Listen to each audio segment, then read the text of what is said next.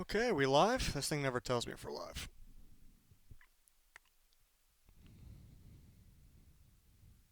And we're live. There we go. Back again, live. We're going to go for about an hour today. Last week went super long because we were going over a bunch of mock drafts. We can go over a bunch, or some if we want to again, but just answering some draft questions. And in the future, leading up to the draft, I do want to do a couple more live streams, kind of, breaking division by division, kind of the draft plans. Now I think that'd be pretty fun. But yeah, let's see some questions here. Let's see. If the Patriots were to take a non-quarterback in the first round, who would it be? I like Kenneth Murray a lot for them. Kenneth Murray or Zach Bond. I like both of them because they're kind of that utility linebacker that Belichick likes to use, like off the ball slash pass rusher.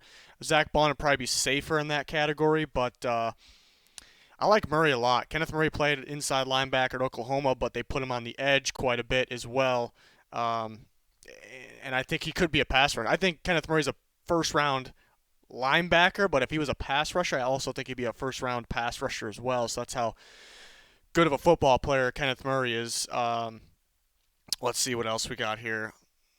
What are your thoughts on Patrick Queen? I like Patrick Queen. Back and forth on who I like better, Kenneth Murray or Patrick Queen. Kenneth Murray, like I was just talking about, actually, kind of has that edge rush factor, the pass rush factor. Not that Queen can't. I think Queen will be a pretty good blitzer. But Kenneth Murray, I guess, has more to his game. I think Queen's going to be a little better in coverage. The good thing about Queen is he came in LSU playing running back. He was going to be a running back. They switched him to linebacker, and he obviously pretty good in the limited amount of time. So kind of feels pro ready already, but only playing a couple years at linebacker and only being a full-time starter this year because we know LSU has just a long list of big-time linebackers. So yeah, I like Patrick Queen, like the upside there. There's a clear best three linebackers, and unless you want to consider Zach Bond a linebacker, I like his.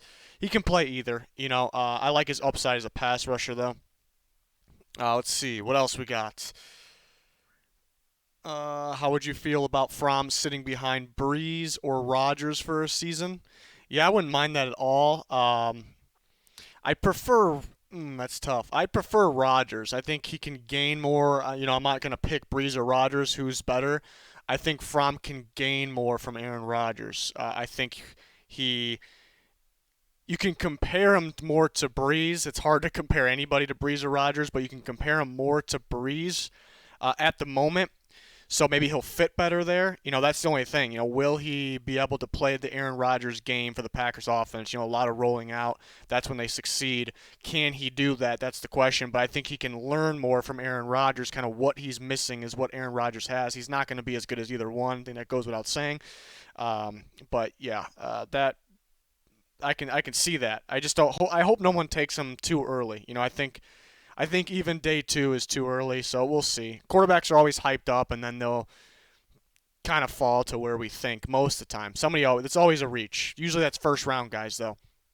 Rank your top receiver. I had receiver rankings yesterday uploaded, and CeeDee Lamb is my number one receiver. But if you say Jerry Jeudy, you're really not wrong. I actually just thought of this morning. I thought of a pretty good. It'd be tough to do, but to rank the receivers based on the team, I think the rankings will look different based on the team, which kind of goes for any position. But since it's such a unique receiver group, class, I think it'd be pretty cool to see who ranks where, what type of receiver they're looking for, because there's a good amount of each type of receiver. You got that possession receiver, outside receiver. You got the speed outside receivers, where the possession guys would be, Denzel Mims, T. Higgins. You got the big body receivers, and then the other outside receivers that are home run guys, speed guys. You like Henry Ruggs, Jalen Rager. Then you have the slot receivers like Justin Jefferson, KJ Hamler. Guys like that. Judy can kind of do a mixture of all of them. I think same with CeeDee Lamb as well. So those guys happen to be at the top. Who should the Eagles take in the first round? I mean, it always depends on who's on the board. Lost where I was at with this chat. Depends on who's on the board. I do like Justin Jefferson for them. I think he makes sense for the slot because you got Alshon Jeffries on outside. Deshaun Jackson can kind of play both, but he's kind of that Z receiver on the outside. So, I think Justin Jefferson does make a lot of sense, but at the same time, you can look at a totally different type of receiver in a guy like Denzel Mims, but I still think that would be just as good of a pick because that could be kind of your future Alshon Jeffrey because he's not going to be around forever. Maybe more of an impact in their offense. So it's hard to miss. It's a draft. Especially if you're taking a receiver. If you're taking a receiver in this draft, in the first round, your plan is it's really hard to miss. Like if you like Denzel Mims better than Justin Jefferson, but somebody takes Justin Jefferson ahead of Denzel Mims, it's okay. Same with like Brandon Ayuk and those guys. Jalen Reagor, all of them. Like it's very hard to miss. I feel like. Do the Chargers or Dolphins trade up to get Tua? I still think the Dolphins make it happen because it depends on what the Lions do because maybe the Lions want to stay put. Maybe the Lions they just really want somebody, Okudah, whoever it is, and they just don't want to risk trading back and missing out on him. So even if it's the 5 or 6, so maybe they stay put, and then the Giants could be that team that kind of they're fighting up to get, and the Dolphins might be hesitant to trade up one spot. So if the Lions make their pick at 3, the Chargers might be in the driver's seat there. But I think if I had to predict right now, I'd say the Dolphins trade with the Lions. It would be smart for the Lions to move back. I think they'll still get their guy. The Dolphins have the ammo right now to make that trade, and that why is that more appealing than a next year picks is because for the Lions because Patricia and Bob Quinn kind of on thin ice. They got to win right now, so they want the talent in there right now, and they're trying to win right now. The NFC North, there's no bad team in the NFC North, but I think any team could win. So they're trying to win now, so they want the picks now. So that's why the Dolphins are kind of in the driver's seat for that 3rd pick. So that's what my prediction is. What do I think about Jalen Reagor? I like Jalen Reagor a lot. A ton of upside. I think he might have the most upside in this receiver class because if you watch him, there was a lot of reps where he dominated. He won the reps, but he didn't get the ball because his quarterback play was pretty bad. Surprising. TCU, it's a big Big 12 school. That was the best they had at quarterback. So I think give him a decent quarterback. He's got a ton of upside. He's an athletic freak. Speed, quickness, can jump out of the gym. He's good. He can run routes. You wish. He can run routes because of his speed and his footwork. You wish you would have saw more of a route tree, but I'm not too worried. I like Jalen Reagor. He's an easy first-round player for me. It's a guy that I think can instantly dominate. What do you think the Vikings should do? I mean, again, it depends on who's on the board. I'm a person that really likes best player available. You obviously want some sort of need, but it's hard to pass on top-tier talent. But I'm looking at somebody donated. Where is that? For the Vikings. I'm looking at. I definitely would like a first-round receiver, but I think they may stay away depending on who's there because they haven't hit on first-round receivers. They've hit on undrafted Adam Thielen and 5th-round Stephon Diggs, and you see since then they kind of prefer just to take them real late. They took 2 in the 7th round last year. So I think maybe it depends on who's there, but I think their plan could be to take a couple in the mid-rounds rather than taking one in the first, even though I do think they need a couple. So what they should do, I would like one of those top receivers because it's a deep class, but those guys are definitely better. So it's it's just they should do is the receiver. What I think they do is corner and offensive line, perhaps. So, but yeah, they do have 2 picks. It's just tough to say because I need to know who's on the board. But I think like grade A scenario, in my opinion, is get a guy like Josh Jones, a tackle from Houston, and get if Denzel Mims is there, that's great. It's still a win with Jalen Reagor, with Brandon Ayuk, Justin Jefferson. It's a win either way. I don't know why that. There it is. Triple B's donated $1.99. Appreciate that very much. You viewing our mock drafts today? I can. Yeah, it was just going to be a Q&A. I didn't want it to last as long as last week, but we can get through some questions. And if you want to send some mocks through the chat or on Twitter, I guess I can at the end. People that are members and people that are Patreon members, I ask that you guys email me. I left my email. Email me your 7-round mocks for your favorite team, and I will use those in a future. Haven't decided yet, video or live stream. So those, if you're talking about those aren't now. So yeah, if you're a YouTube member for the Goat House, or if you're a Patreon member, you're sending me your favorite team's 7-round mock draft, and that will be used in a future video or stream. There's a link in the description to be either one of those, and you get bonus content as well. You get all my rankings right now, too. They're not quite finished, but trying to catch up on the questions here. Apologize if I missed your question. I'm kind of just there's a lot in the chat right now, so kind of just scrolling through there. Best team for Patrick Queen. I would love to see him Cincy in 33. That'd be great. To pair Queen. I like Jermaine Pratt for the future. Pair those guys together, but I don't think he's there. I don't see him getting by that Saints pick in the first round. The Saints could be interested in Kenneth Murray or Patrick Queen. Saints pretty complete team, so they're just kind of missing one of those linebackers. So that's, I like the Saints. I like the Falcons a lot for him too. Is that too early though? I like him with Deion Jones. Is that too early? The Broncos, kind of a wild card team. So yeah, he has a pretty big range. Up there around 15 to 33s. I don't think he's going to last there, but now I think the latest he goes is the Ravens, which is pick.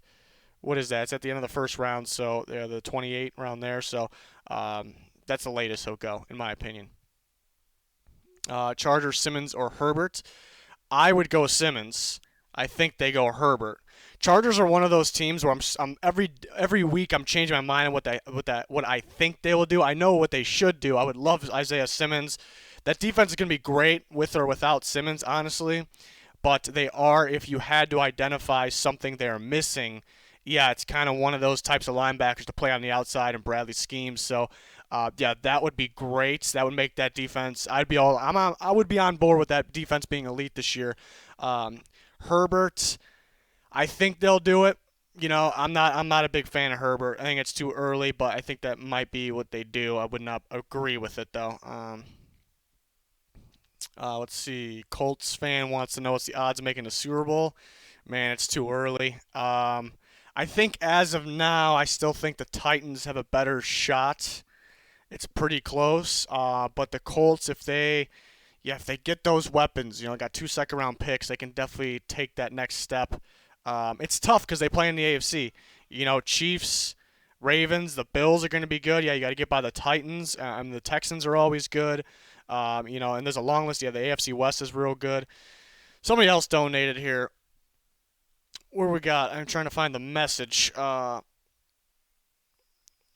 we got here? We got a couple. Guys are insane. Eric Bunsall donated $2. Thank you very much, sir. What position do the Bills draft in round 2? Trade up? ?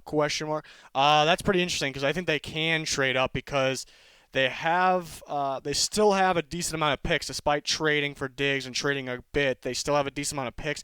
You look at the Bills; they don't have a whole bunch of needs. They don't have a whole bunch of needs. It's basically the most of the draft's going to be depth, which they could use. Everyone can use depth. So why not package those picks to move up to get somebody, that's going to make an impact right away. I like an edge rusher if they can get. I know they have a couple guys that can play. They added Mario Addison. They have Trent Murphy.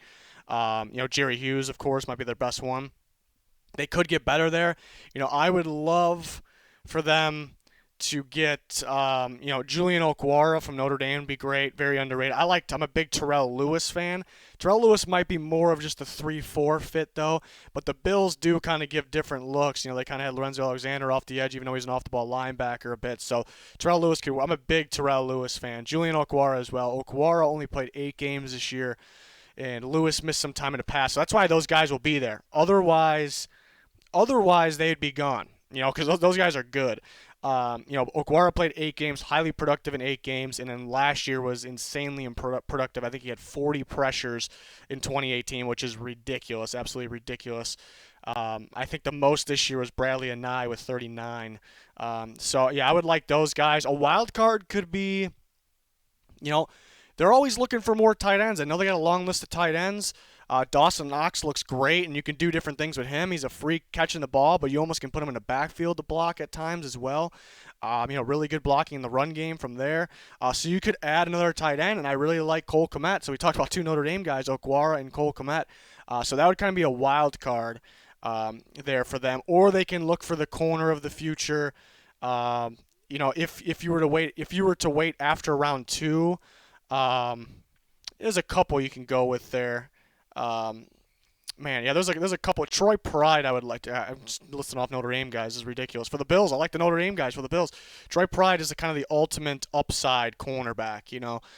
So they don't need a starting guy right now, so that's perfect. But in the second round, if they want to take a corner, maybe they would like Damon Arnett. I think somebody's going to drop. The order, and Daniel Jeremiah was talking about this morning too, and I agree. The order of the cornerbacks, we know Okuda's going to go first. Then it's a mystery. We don't know the order, and that's what's the beauty of the draft. So somebody good's probably going to be there, but I would like edge rusher, the guys that I named. Rock Lee also donated $1.99. If my Seahawks trade to early second, who do we target? Early second. It depends. Oh, you're saying, I don't know if you're saying trade back from the first round or trade up. I mean, either way, yeah, it depends on what they do in the first round. I can see them trading out of the first round because they've done that. We've seen them. It seems like they always have to make some kind of trade back there, and they haven't been too successful at the end of the first round. It doesn't mean they're going to be unsuccessful again this year, but they could want to trade back early second, or they can trade up because they have 2 picks at the end. Some fits that I like. I've been really hyping up Cesar Ruiz. That would be first round. Can play center for them next to BJ Finney, who also can play center. So worst case, Ruiz plays guard. So they instantly get better. You got to get protection for Russell Wilson. So that's an option. Pass rushers, I think they'd be interested in a lot of those guys. I think they would like Epinesa, maybe if he slides to early second. I think they'll like Bradley Anai if he's there late second. I like the idea of Chase Claypool. I think that would be late second. Chase Claypool is the same build as DK Metcalf, but he plays outside and inside, plays in the slot. So you can have both those guys in the field at the same time with Tyler Lockett. That would be scary. So those are some guys that I like for the Seahawks. Gross Matos, they could be interested in as well. Maybe he could possibly slide early second. It's a possibility. So, yeah, never know what the Seahawks are going to do. That's one of those teams that kind of surprise us, but it's a very good franchise, obviously. What do we got here? Any more? Hopefully I'm not missing any donation questions. This chat's always throwing me off. There's so many questions in here. Do the Bengals pick O-line at pick 33? I'd say, and it's tough to say without seeing the board, I'd say it's likely. Yeah, I think they know they have to get the offensive line set for Joe Burrow. But if there's a pretty good linebacker sitting there, that might be tough to pass. So yeah, it's going to be interesting. But I think O-lineman is a possibility there. They can go any direction, too, on the offensive line. Because I think they like Jonah Williams at left tackle, but he could play guard. So they got to get somebody there maybe to play right tackle, maybe to play on the inside right away. Do you agree that Willie Gay Jr. is the most underrated prospect? I think he's a monster. I don't know about most underrated. He's starting to get some hype now because they're starting to talk about second round for him. I'd feel more comfortable in the third. He's pretty freaky. He's good in coverage. He's pretty rangy. Obviously, has the athletic profile we're looking for. But there's moments where there's like the really high moments, and then there's moments where you're not really too sure. So I think early third is kind of where I'd be more comfortable with him. So I wouldn't really say he's underrated anymore. I think he was at one point. Who should the Texans pick at 40? Depends on who's on the board, but I'm looking at the edge rushers again for them. Yeah, Terrell Lewis I would love. If they get Terrell Lewis at 40, that's going to be big time. Alabama pass rusher, Terrell Lewis, that's somebody who they should target. He fits. Somebody else donated here. Terrell Lewis for the Texans at 40 is like best case scenario. He has injury concern. That's why he'll be there. But I'm a huge fan of Terrell Lewis. I think if he's on the field, that guy's an absolute stud. Might be one of the more underrated players in the draft because nobody's talking about that. 5 Stern Chris donated $5.49. Really appreciate you. Big supporter from Germany here. Love your vids. Huge Bucks fan. Who do you think they should take if the 4 offense linemen and 3 top receivers are off the board? It's a great question. Appreciate the support. Glad you like our content. And appreciate the donation. But that's a good question because that's a possibility. You see mocks with the 4 offensive linemen gone, but not all 3 receivers are gone. or the opposite. 3 receivers are gone, maybe 3 offense linemen are gone. So the one by default just kind of goes to the Bucks. But what if, very possible, all of them are gone? I mean, again, it depends on who's on the board, but who could they target? They could target. Maybe Javon Kinlaw's a guy would have to be there in that scenario. Maybe too good to pass on, even without Javon Kinlaw, the defensive front pretty damn good last year, top of the league. So maybe they feel like they don't need him, but maybe too good to pass. I think they're set for corner. Too early for safety, too early for running back. I think they look at wild card. They kind of just look for the quarterback of the future. Is it? I would assume Herbert's gone. It's too early for Love or Eason, in my opinion, but being that they're quarterbacks, I think that those are possibilities. They may like one of those guys. I think Eason would fit a little better behind Brady, just maybe a little early. A trade back is certainly possible. Or maybe they reach a little bit, not too much, for a tackle. The 5th tackle would be Josh Jones from Houston. He was very good this season. So it's not too much of a reach, and it helps your team get better. So that's definitely a possibility. Appreciate the donation. Let's see. What are my thoughts? Love the channel. Appreciate it. What are your thoughts on Clyde Edwards-Helaire? Yeah, I did my running back rankings the other day. Actually, it's on the channel, and I am a huge Clyde Edwards-Helaire fan. I have him at running back 1. Actually, I feel like I'm the only one. I think I've seen a couple other people with it, or maybe 1 or 2 that kind of do the same things I do, and I'm surprised by it because he's the total package running back. I think he's going to make that instant impact, and I think he'll be good for a long time. He literally does everything. I think people worry about the 4.6 40. The shorter guys, he doesn't have the strides. They typically don't time well. They're usually just faster on the football field, and you see it. They are. So he looks long speed. Sure, you wish it was better, like downfield, home run speed. You wish it was better. But it's fast enough in my opinion. But he has the vision. First thing I look at running backs: can they see the hole? Can they hit the hole quick enough? He can. He has the elusiveness. I can't get over the Alabama. Those are many games, but the Alabama game, playing against the top competition, and they just could not stop this guy. He was the best player on the field. Though they have Joe Burrow and Jamar Chase, but it felt like Clyde Edwards-Helaire was the best player on the field that game. And the receiving ability is what kind of makes him jump out in front then, because you can kind of match the vision, the elusiveness with J.K. Dobbins, DeAndre Swift, guys like Jonathan Taylor, guys like that. But yeah, the receiving ability, which some of those other guys have it, they have it a little bit. But Edwards-Helaire, he runs routes like a starting receiver in the NFL. Obviously, he's not going to be that, but they'll put him in a slot a little bit. So, he can just do so much and do everything at a high level. And then you got guys like Joe Burrow saying he's the best player he's ever played with. Like, he could easily pick out Jamar Chase, Justin Jefferson, and Joe Burrow countless times says Clyde Edwards-Helaire is the best football player he's played with. So that's not why he's number 1 for me, but it says something. It says something. So I'm a big Clyde Edwards-Helaire fan. I like him for the Bucks. There's other teams he would work out with pretty well, but maybe the Bucks target him in the 2nd round. Bears have been talking to Hunter Bryant. Should they grab him at 50?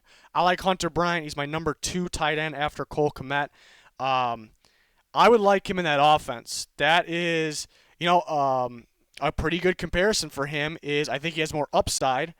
Is Trey Burton actually? That's what they wanted out of Trey Burton, and he can't stay on the field.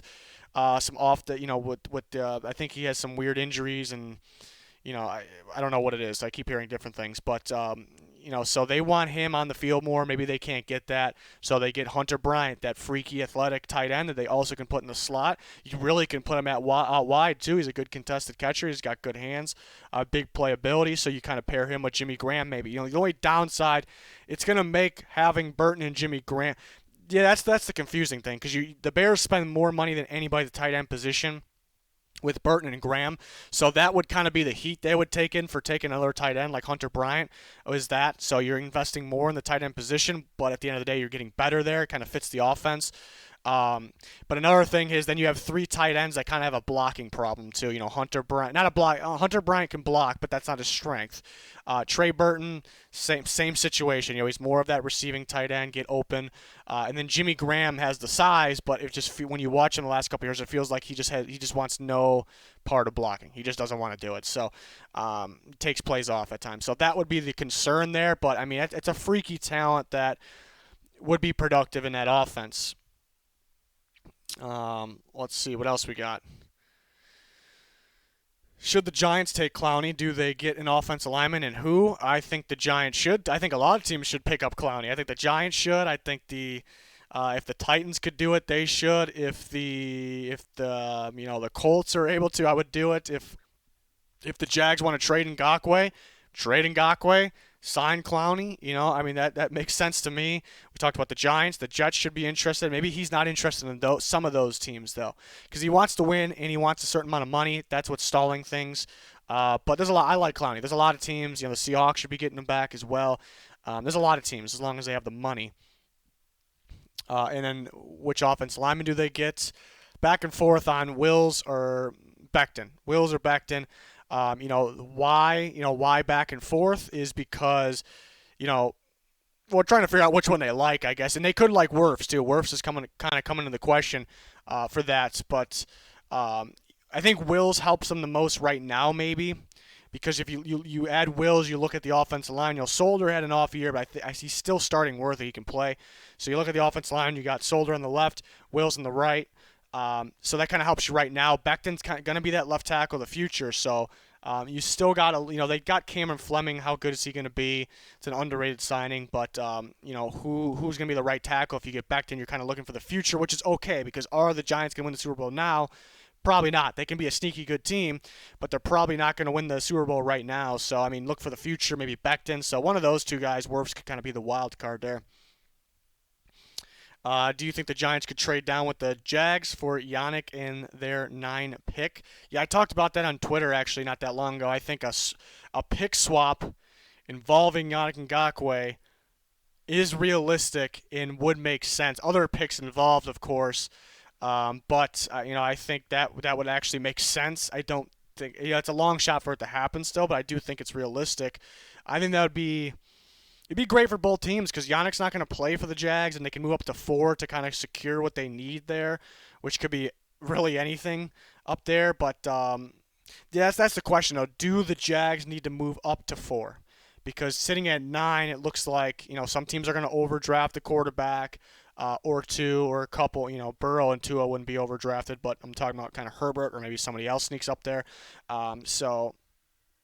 Maybe the Jags don't need to trade out for anything unless maybe they want Tua. That's a wild card team. Are they sold on Minshew? They drafted him late, so maybe they're not. They liked what they saw, obviously. Impressed everybody, but maybe they just think we're going to get a lot better with a guy like Tua. Let's sneak up ahead of the Dolphins and the Chargers, take Tua. So that would be realistic. And then the Giants would get better, too, because at pick 9, they're still going to be able to get their offense, a good offensive lineman. That's going to help them, and they're going to get Yannick Ngakoue. So that would be great.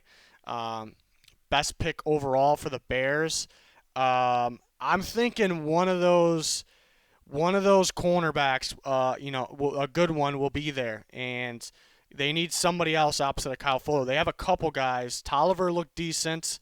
I was high out of him out of LSU a couple years ago. And Artie Burns is going to be, I think, a depth guy. It's a good depth guy, not a good starter. So if they can get one of those corners, it's really hard to tell which one will be there. Maybe an A.J. Terrell slides there. Could potentially be a first-round pick. Maybe a Noah Igbenogany from Auburn will be there. A lot of upside there. So Damon Arnett, that would be a pretty good pick. I think finding a safety to pair with Eddie Jackson would be great too. Just find the right one, though. If Xavier McKinney drops, some people think first, some people think second. That would be a good fit. I'm not as high on him as everyone else, but it'd be a good fit and pick there for the Bears. So we'll see. Steelers at 49.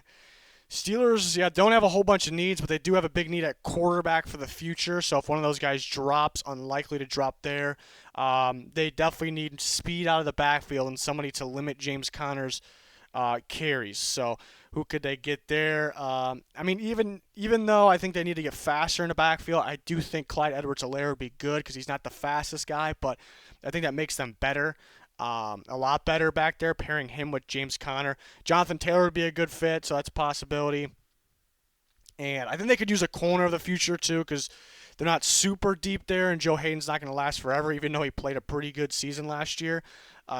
And Nelson surprisingly played a really good season, so it's something that's a position that played well last year, but it's one that you kind of gotta monitor still, you know. So they could go corner as well. Ebron's only a 1-year deal, so they could go tight end, right tackle, right? They can go. You know, they don't have a bunch of giant needs, but they could. Yeah, those spots they could go. It depends on who's on the board. You know, we'll see. You know. The Titans get Clowney. Who do you expect them to get with their first round pick? They'll target either a defensive end in their 3-4 because Clowney would play outside linebacker in their 3-4, a defensive end,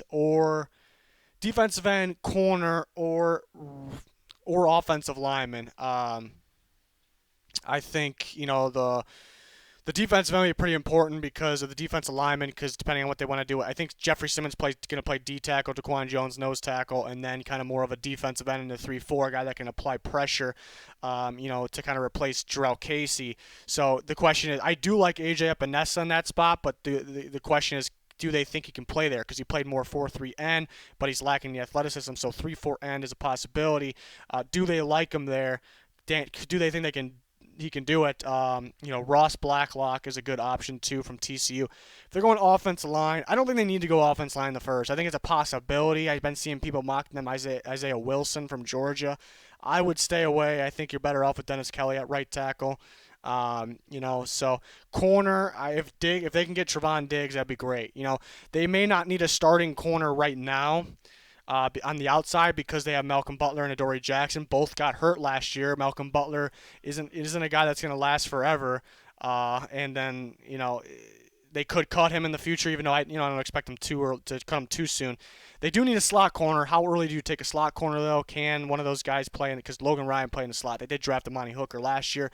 But an outside corner of the future would be huge. I really like Trevon Diggs for the Titans. So that'd be interesting. Justin Miller donated $1.99. Love you, Goathouse. Well, we love you too, Justin Miller. Appreciate it. Who do you think Cowboys going to draft? I think that's tough. They could go Chase on. I've been feeling the pass rusher for a while. If a guy like Chase on is there, but really kind of going back and evaluating the Cowboys. They definitely could get better at the pass rush position. You can't be afraid to get better. You lost Robert Quinn, but looking at it, they got some sneaky guys in there. That's the definition of sneaky pass rushers. The Cowboys got them. They got Aldon Smith now, which hasn't played in 5 years. Don't expect too much. It's a sneaky guy that can be good though. Dorrance Armstrong, I liked a lot out of Kansas a couple years ago. I knew he wasn't going to make an impact for a couple years. You know, he was a guy that, you know, where do you if you're going to put him at 4-3 end, he's going to develop a little bit, but he's pretty flashy. I would watch out for Dorrance Armstrong.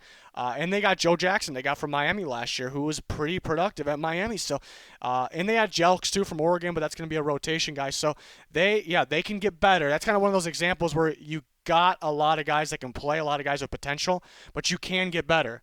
But do you throw a Chase on in there? Chase on is more of the traits. You know, he doesn't have the production as some of these other guys. He has enough production for me, but he's more of the trait guy. Maybe he's not going to be too crazy right away. So I think they would actually pass if he was there. I'm excited to see if Dorrance Armstrong can step up this year. So the Cowboys, I think will look at corner. I think it's too early for safety. I don't have a first round grade in any of these safeties this year. I do like the safeties, but just not that early in the first round. Looking at corner, I like Trevon Diggs. Just talking about him for the Titans, I like Trevon Diggs. A lot of upside, playmaking ability. You know, he's fast in and out of his breaks too. It looks like he doesn't lose speed, which is rare. But I like those other corners I like too. But I'm a big Trevon Diggs fan. You know, so I mean, other corners would work as well. C.J. Henderson, I think, is a risky one, but yeah, there's a lot of upside there. I think they target corner. Cesar Ruiz from Michigan could be the wild card pick if they feel like he's the best center to take Travis Frederick's spot. So that's a wild card pick. Could you see the Bucs trading down to draft Taylor, Jonathan Taylor. Yeah, maybe up in the second round. Or no, I don't think they will. I think they can stay put in the second round and get him. I'm one of those people that I think Taylor would drop a little bit. Just because I know there's some people that really think he's going late first, and really what I say to that is I don't think so. But it just takes one team that just has to have him. We see it all the time. And the reason I think he can drop is there's a lot of fumbles. I think some teams won't scratch him off their board, but kind of move him down a little bit because we're not going to use this guy. We're not going to give this guy the load because it may cause the fumbles, and that could cause us to lose. It's possible. So I don't think he goes first. I wouldn't agree with him going first, even though he has the talent. TCU has some sneaky good. Yeah, they do have some sneaky good players in this draft. We look at Jalen Reagor, Ross Blacklock, Jeff Gladney, Lucas Nang. All those guys could go. I don't think Nang goes first round, but those guys could. They're all three of them could go first round too. So, yeah, and they're all growing on me too. Paxton Wah. I don't know how to say people's last names. I apologize. $1.99 donation. Thank you very much. Third round receivers Saints could target. I like Tyler Johnson for them from Minnesota. I like Tyler Johnson being kind of that Chris Godwin. That's my comparison for Tyler Johnson. Chris Godwin, who is the new school slot receiver that can also play outside. Tyler Johnson is that new school slot receiver with the same build, that can also play outside, has the body to play outside, the ability. You look at Michael Thomas, who can do everything, but mainly, you're gonna play him out. You can play him by himself on one side, outside, and then you have Emmanuel Sanders, who can play both, but he's kind of that speed, deep threat receiver on the outside as well. So you're able to move these guys around a bit, but Tyler Johnson kind of being that bigger body slot, I think they'd be pretty big. I think another guy who's somebody else we can go. There's so many damn good receivers. I just really like Tyler Johnson for them. If they want to wait another round, James Prochet from SMU could work out. I think another guy that can play in the slot, play outside, sure-handed guy. So, I really like Tyler Johnson for him. I like him for a lot of teams, but I think it's a good fit. I like the comparison of Chris Godwin as well for that. Appreciate the donation. What do we got? All kinds of questions. Is Antoine Winfield Jr. a fit for the Giants? I believe so. I think that'd be a solid pick there. Early second, pair him with Jabril Peppers. They're pretty similar. That they can play either safety spot, and you can catch them, playing deep, catch them playing in the box a bit. I think they would like Winfield deeper, a little more, and play Peppers around the box. I would like that. Who talked about the Bills in the second already? We talked about Okwara would be good. Somebody like Julian Okwara. There's a couple. I like the pass rushers for them, but Okwara would be great. But they may have to trade up a little. Thoughts on Antonio Gibson? I'm a big Antonio Gibson fan. I like him at running back. Limited reps at running back, but he looks natural. The power, the elusiveness. He sees the hole, hits the hole. Really good. You put the Cincinnati tape on, the AAC championship game against Cincinnati. He had 11 carries out of the backfield in that game. 11 times he was in the backfield. So that means every single time he lined up in the backfield, he got the handoff. And that means the defense, at least they should have known, but I think they knew who was getting the ball and that he was dragging guys. So, and on top of that, the power, just the natural ability with all that upside, get him at running back, get him with the running back coaches, get him in the NFL, so much upside. And on top of all that, he ran a 4.39, so we know he has the speed. And on top of that, he played receiver. We know he can catch the ball down in the backfield, downfield. There's so much upside with Antonio Gibson. I just hope a team, I can very easily see a team kind of drafting him and just thinking he's only a receiver. I don't want that to happen. I'm a huge Antonio Gibson fan, though. Huge fan. I think third-round pick for him. What else we got? I seen one. It's do you think the Titans should draft a QB or look in free agency for a backup? Let's see. Probably late in the draft. I'm trying to think. Who would I like for them? I would like Anthony Gordon for them from Washington State. Very much, actually, behind Tannehill.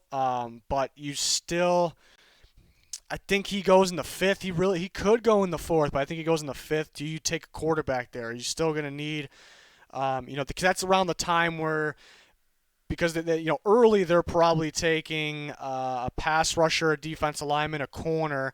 They also need a running back to pair with Derrick Henry, I think, more than another quarterback.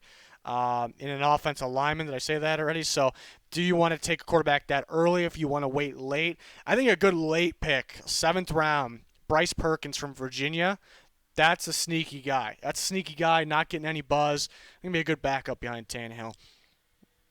What do you think happens with Josh Rosen? I don't know. It sucks what happened with Josh Rosen already. The guy had talent. Was he going to be anything spectacular? No, but the guy was pretty talented. Just put in on the worst team, worst offensive line in terms of the Cardinals, and then they change offense. They trade him, and I mean, right move, but they trade him to the Dolphins. Bad situation, in and out of the starting position. Bad offensive line. It's just that'll ruin a guy. That'll ruin a guy. So. I don't know if anybody trades for him. If they do, it's a very late round pick. It's just unfortunate. It's just so unlucky. Who came into what situation. When in terms of the staffs. Like, it sucks. That's a guy I feel bad for because remember he was thinking about going pro in tennis a while ago too because he's a really good tennis player back in college. But then I think him and his family decided that football was the better option. I think so they kind of went that route. So the guy chose that route, and he's kind of getting screwed. You got to feel bad. You got to feel bad for the guy. So hopefully he ends up in a good situation finally. Let's see. If the receiver that Green Bay is gone and the next available is not worthy of the 30th pick, do they trade back or select Ross Blacklock?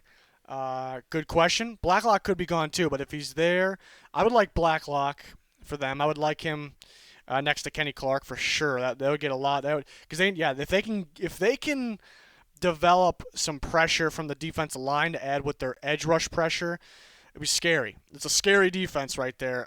So I would like that. I would like Blacklock, but I wouldn't mind trading back either because the Packers, even though they're a good team, they actually have some needs there to fill still. Receiver. They could use multiple receivers, honestly. Inside linebacker, they can use multiple there. And then the defensive lineman could use a guy for the slot as well. So they could trade back. But I'm a big Blacklock fan as well, so I would like that. What do you think the Rams will pick 52, 57? It's probably 2 offensive linemen. If I like Sadiq Charles for them. From LSU. I think he has the ability to start at guard right now, but we know he's good at tackle as well. The Rams need guards now. They need tackles for the future. That makes sense. I like Robert Hunt a lot from Louisiana Lafayette. It's a guy I think that's going to be a dominant guard in the NFL, but he has tackle experience as well. So I like guys like that. They may be able to double down on some of those offensive linemen. I think they wait for a receiver. I don't think a linebacker is going to be there that's worthy of the pick.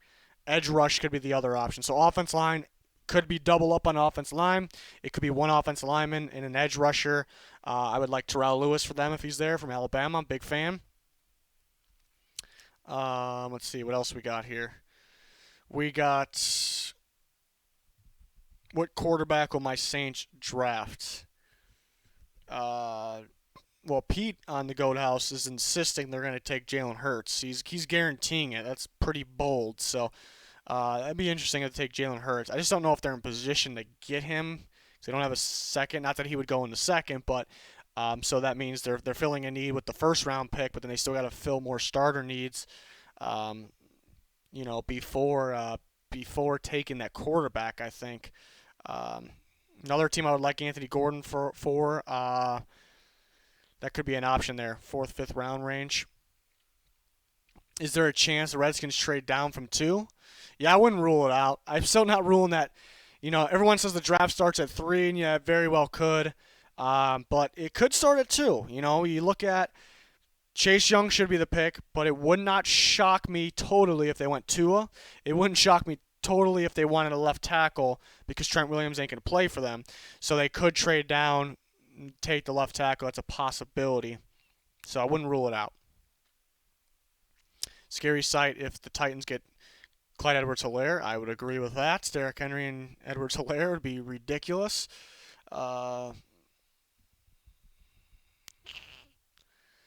Who do you think the Bears will select with the 2 second-round picks, or what do you think about them?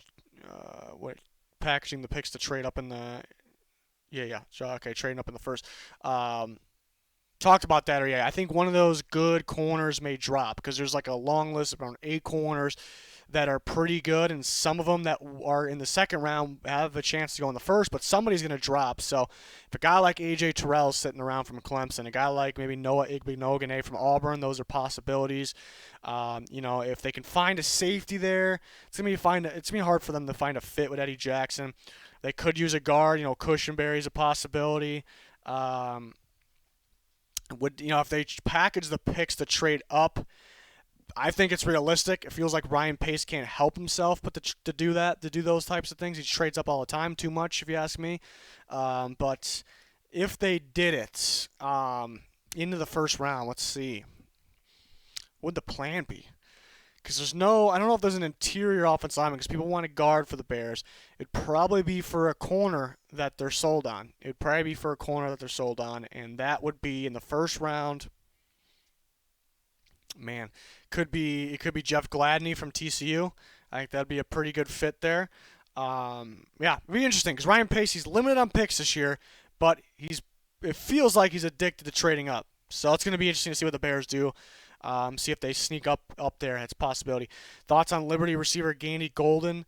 Gandy Golden dominated at Liberty, absolutely pure dominance. But it's just the competition he played, and he didn't need to get separation because he was just so much bigger than the guys. So you worry about the separation at the NFL level. The difference, the biggest difference for receivers is the physicality of the corners going from college to NFL, and especially for a guy like Gandy Golden, who played, with the weaker corners. So, I like him, but man, fifth round, maybe even sixth round for me. Scary sight if we got you. You're spamming it. I'm on board with that as well. Scary sight if Edwards-Hilaire's with the Titans. Will Kenneth Murray go to the Pats and replace Van Noy? I'm starting to think he goes earlier than that, but that would be a great replacement. Zach Bond is another one to look out for that replacement. Zach Bond might be the safer replacement. Kenneth Murray maybe the more freakier talent. But why I say that safer, it's because Kenneth Murray played more inside linebacker, but we've seen him off the edge, so I think he can do the package of things, which is that Van Noy role. We think he can because of his abilities. Zach Bond, we know, can do that, so that's why I say safer for Bond, but Murray with more upside. I do like Epinesa for the Titans. I like him at end, actually, because I don't think he's going to play edge rusher for them. But the question is, it's a little risky. Can he play the 3-4 end spot? That's the question. Best tight end in the draft, I have Cole Kmet from Notre Dame. I think the best all-around tight end, has everything. The people are sleeping on Cole Kmet because there was times where he was like just that dominant force. You just get him the ball, makes the contested catch, and then he's dragging guys for like 10 yards. So people are sleeping on Kmet. Those types of tight ends, those guys last. Those guys are pretty good. And the difference between him, look at him when he first got on Notre Dame and look at him now, it's a ridiculous difference. I'm not just talking about like talent either, just look at the guy, So Cole Kmet, people are sleeping on Cole Kmet, but he's my number one for sure. There's no question in my mind. Does anyone trade up into the first for Jordan Love if he slides? The Colts can. I like Jacob Eason a little better for the Colts. I would like Jordan Love on the Steelers, but do the Steelers with limited picks want to trade up? That's the question. Let's see. Who else could do it? Maybe the Jags. They could trade back and then trade up. They already have a lot of picks, so they can take the defensive studs with their first 2 first-round picks, use the rest of the ammo they got, move up. Jordan Love compete with Gardner Minshew. It's a wild card one.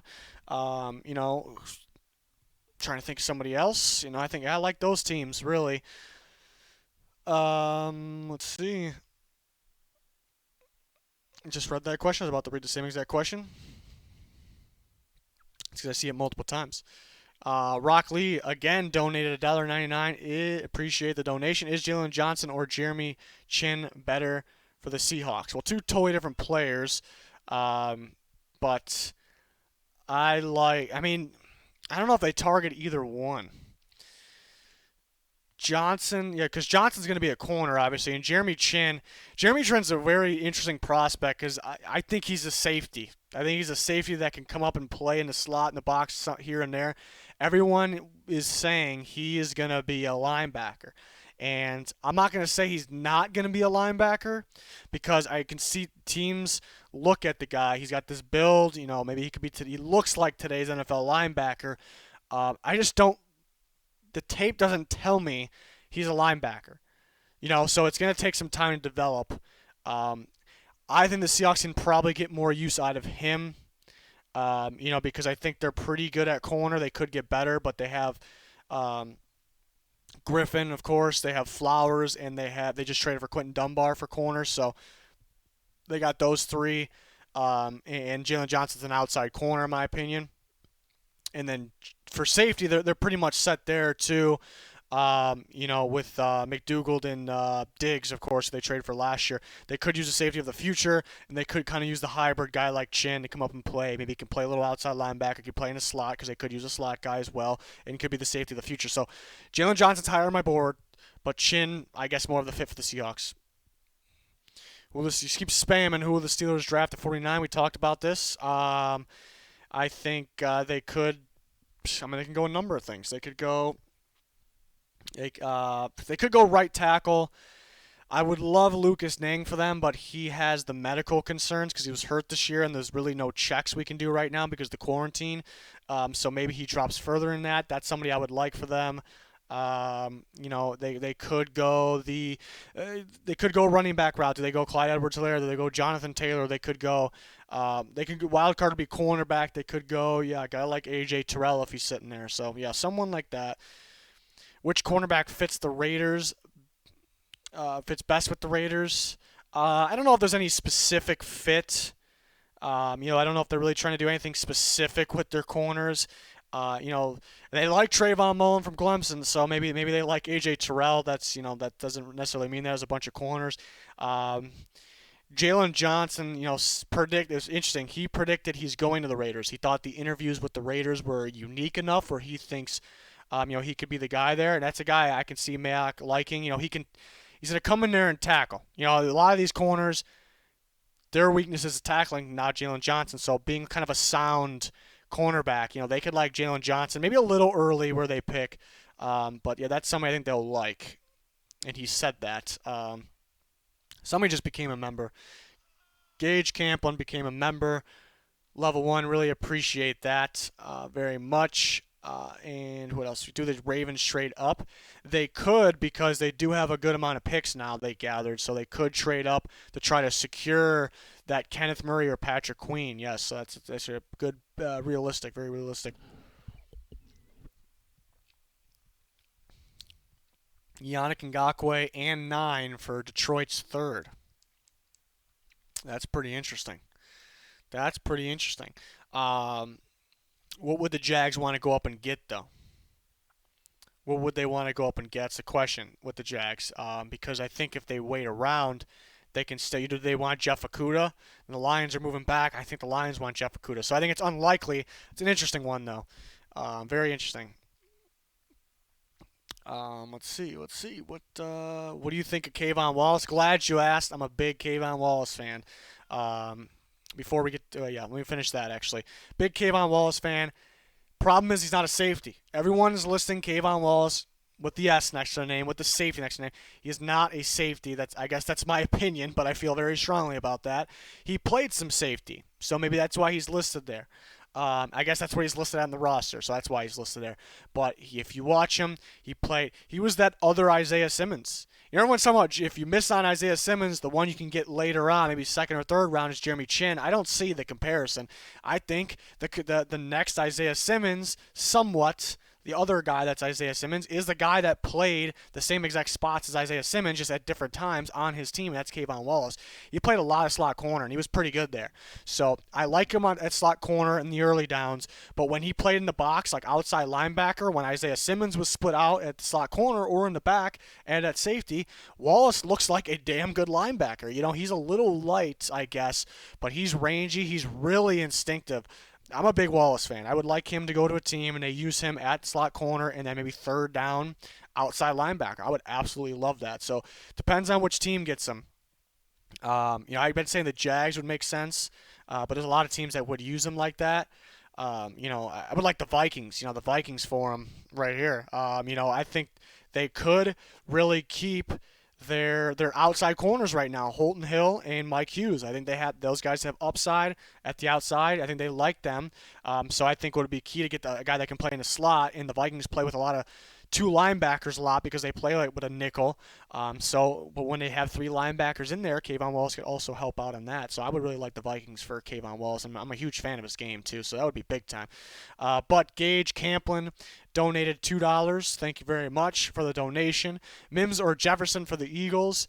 This we kind of talked about this early in the stream. It's a good debate because you can't go wrong with either of them at the same time, and they're two totally different type of receivers. Mims is that outside guy, and then Jefferson's going to be that slot receiver. They both can do. They can do a little more, but Mims is going to be that outside guy. Jefferson's going to be that slot. I think who's going to help them more right now? I think Justin Jefferson. I think Alshon outside. And then Deshaun Jackson can play a mixture of things because of his speed, but I think he's more the outside guy that's going to stretch the sideline, stretch the field, use the sideline. So put Jefferson in the slot.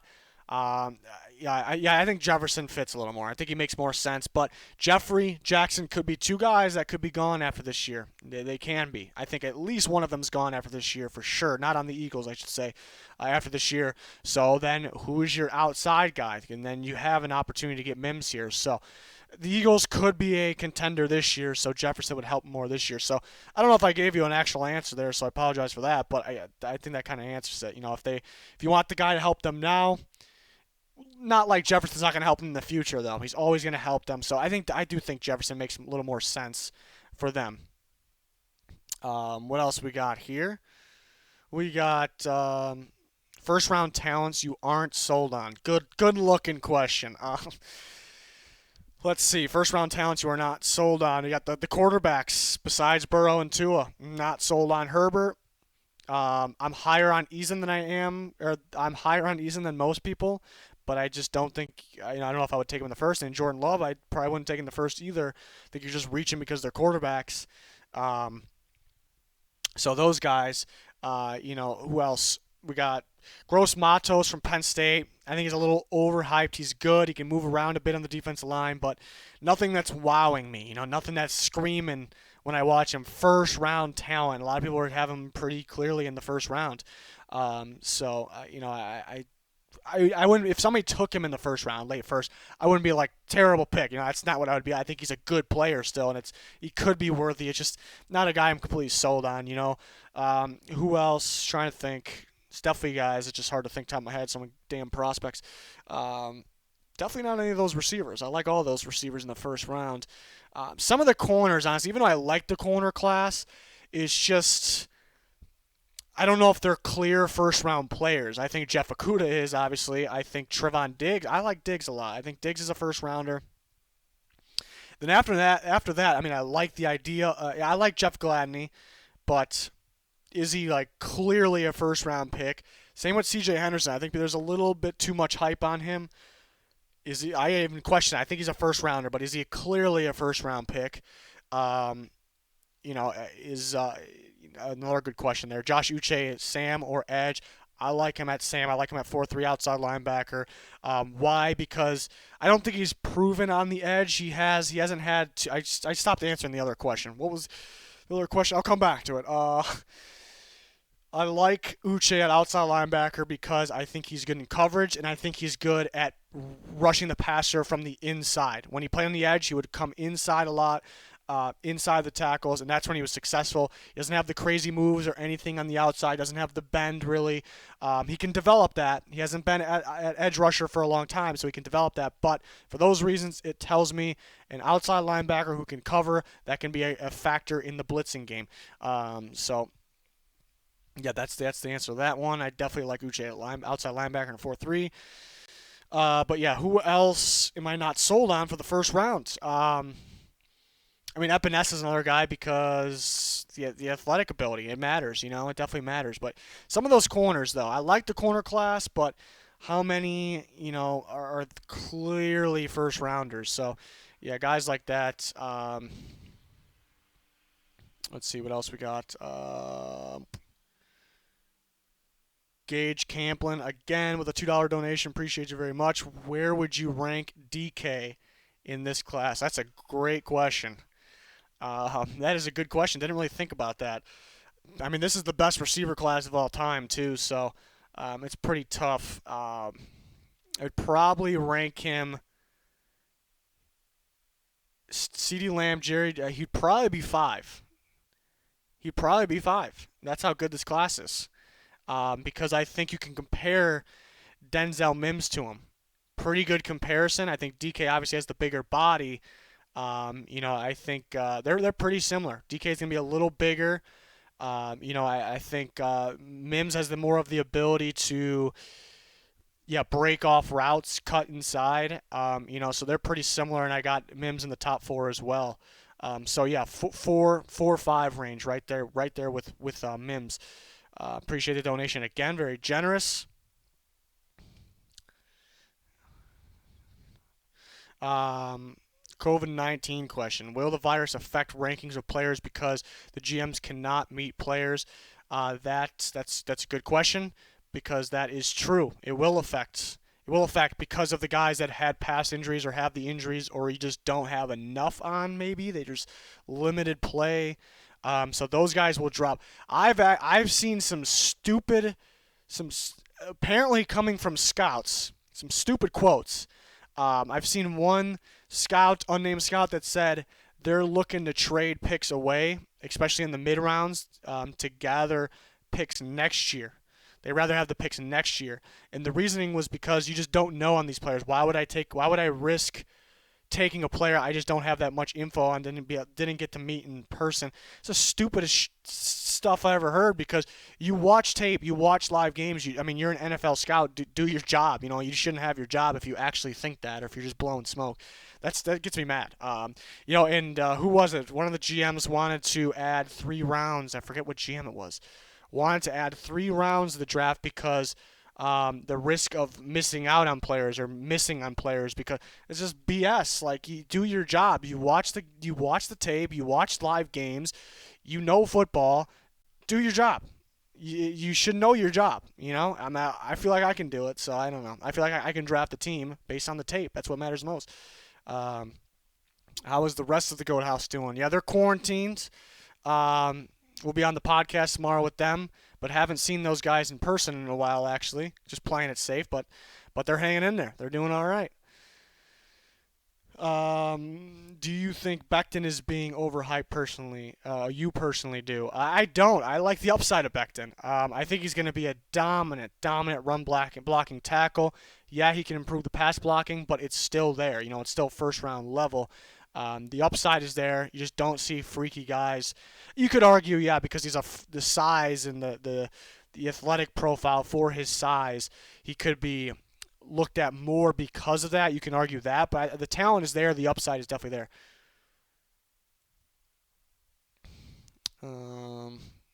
Would you rather have the Bosa brothers or the Watt brothers in your team? Well, right now, we got to go with the Bosa brothers because J.J. Watt aging and the injuries. So that would be the reason. If all in their prime, how could you pass up on J.J. Watt when he's in the conversation when they're all in their prime? So it's a good question, though. Let's see. Is Jacob Phillips, a linebacker LSU, a third-day prospect? I think he goes, we'll say the 3 through 5 range in terms of round. That's a pretty big range. So we'll split it. I think 4th. He could go 3rd because there's a shortage on linebackers. Simmons is going to come off the board, but Simmons is more outside. And then somebody in the first round is going to take Murray, probably to start him at inside. Somebody's in the first round is going to take Patrick Queen, probably to start him inside. And then there's a limited amount of guys that can make a day 1 impact, and I think Phillips is one of those guys. So a team that desperately needs a linebacker, missed on one of those guys, may take him earlier than people think. So he could go 3rd round. I'm starting, as I'm talking, I'm starting to think 3rd round.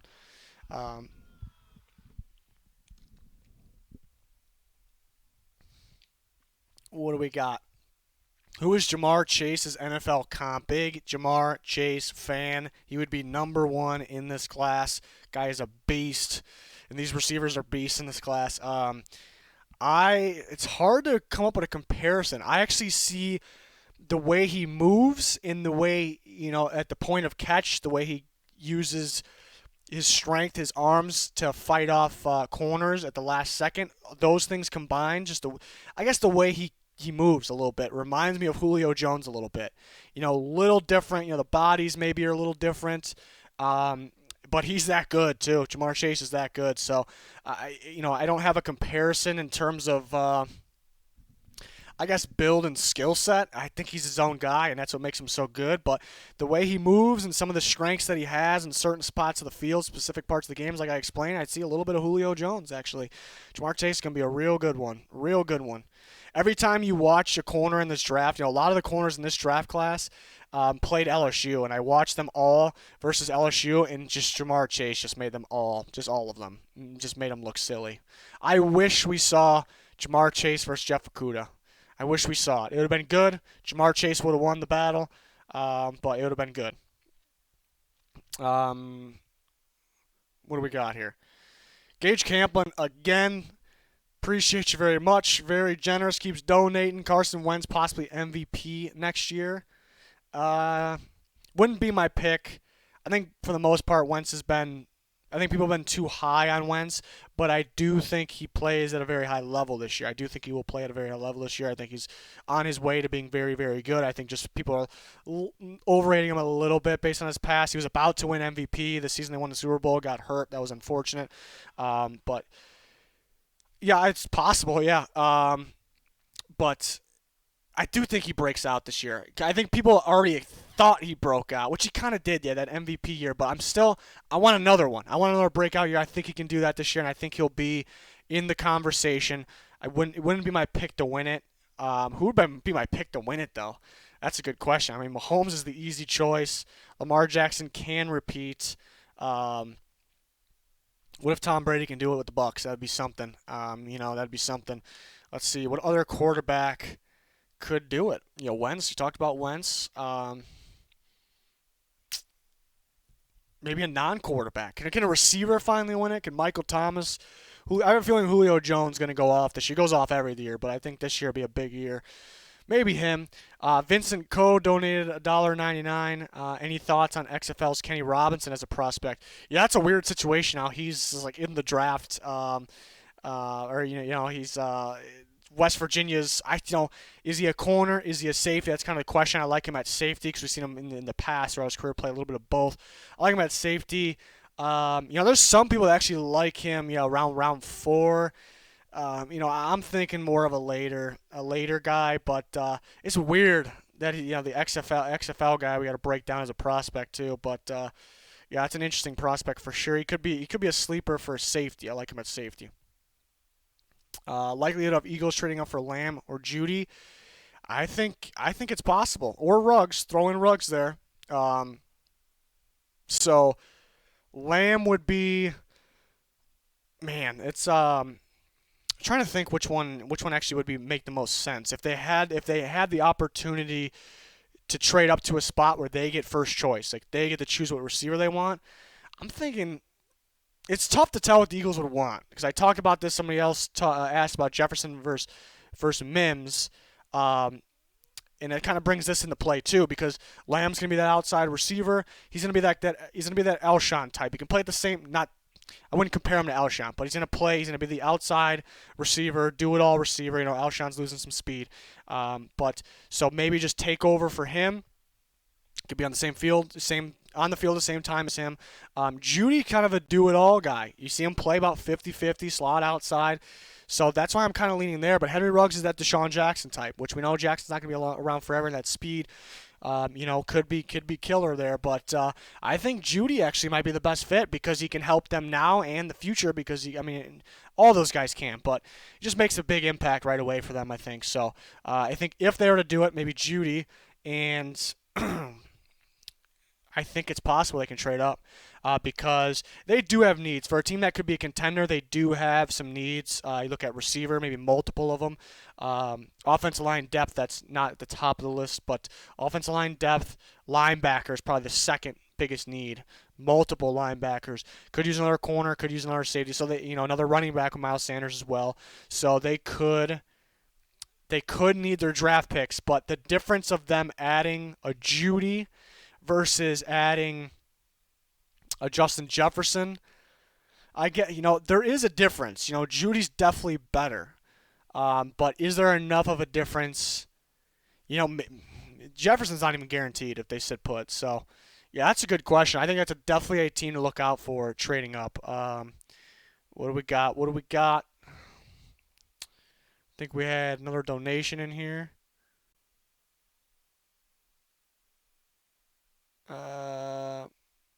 Abrima John, $5. Thank you very much for the donation. Really appreciate it. Does Chase Young make more of an impact on his own than Isaiah Simmons, Clavon Chason, and KJ Hamler for the Redskins? So you're saying all three of those guys?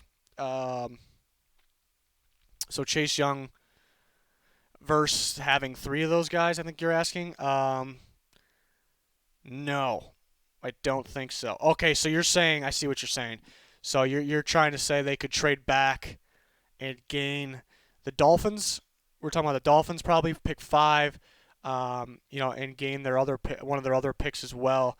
Yeah, that's a good question. The reason I say no is because Isaiah Simmons, my third overall player, he's not that far down below Chase Young in terms of impact, and then you add Chase on, who is freaky, as well. He's not Chase Young. And you add KJ Hamler because you're adding a second round pick most likely. You can get him early third possibly. I think the second option, that's good that you brought that up because they trading back, that might be better. But Chase Young has the ability to be an all-pro pass rusher, but Isaiah Simmons can be an all-pro linebacker. But Chase Young very early in his career can be an all-pro pass rusher. That's a good question though because if an all-pro pass rusher may make more of an impact than any, besides quarterback. So that's a great question. That'd be interesting to see if they trade back. Things like that I can't wait for, with somebody to surprise. Let's see. Gage Camplin, again, he's on a roll. Eagles number 1 seed in the NFC. I don't think so. I think top 3, though. Top 3. Got to see what they do in the draft, and we got to see the schedules. It's going to be tough to top. The winner of the NFC South, I think, is probably the 1 seed, Bucks versus Saints. I like the Bucks a lot. I like both teams a lot. I think the best 2 teams in the NFC right now. And then you got, the Niners. Can they repeat? They're a top 3 seed, I think. The Eagles, that is. Stingley or Okudah? It's a good question. Stingley. Give me Stingley. Right now it's Okudah, obviously, because Stingley's only a freshman, but I think Stingley would be better. Let's see. Favorite to win offensive player of the year, or rookie offensive player of the year. We got to see which teams they land on, but my pick would be Joe Burrow. Which cornerback for Tennessee in the second round? If it's the second round, it's probably a battle between, it depends on who's there, but we're thinking Noah Igbinoghene from Auburn is probably the best case that's going to be there because it's a late second round pick. Damon Arnett is another option too. So that would be the options for the Titans. Could the Falcons make the playoffs? Yeah, I think they can. It's going to be tough in that division. They definitely need more It's tough with the Falcons because they need more defense to be a complete team, a better team. That's obvious because the defense is going to be the way it sits now. It's going to be towards the bottom. And that offense is good enough to put the offense the way it is now, put it out there this season. It's good enough to win. But at the same time, you can argue the opposite. Instead of focusing on defense to get the team more complete, you can argue that if this team's going to win, Win by that I mean contend, get in the playoffs, make a run. It's going to be, no matter what they do with the defense, it's going to be because of offense. So you could argue, get this offense to as good as you can get it. If you're going to win on offense, look at the Chiefs for an example. Even though they added defense, the defense definitely helped. You got to make the offense as best as possible. The best. You want it to be the best offense in football. So if you just keep adding weapons to this offense, make it unstoppable, that's probably your easier ticket. So, they have a shot because the offense will be good and they can add some players in this draft. But which route do they take? That's a good debate. Should the Cowboys trade for Denzel Ward? That's what the donation from Abrima John, $2. Thank you again for another donation. Very generous. I haven't heard anything about being a Denzel Ward trade. But what would you trade? I wouldn't trade a first-round pick. Even though Denzel Ward's really good, he's got upside, I would keep your first-round pick. Don't think the Browns would accept anything else. So no, I wouldn't trade for Denzel Ward.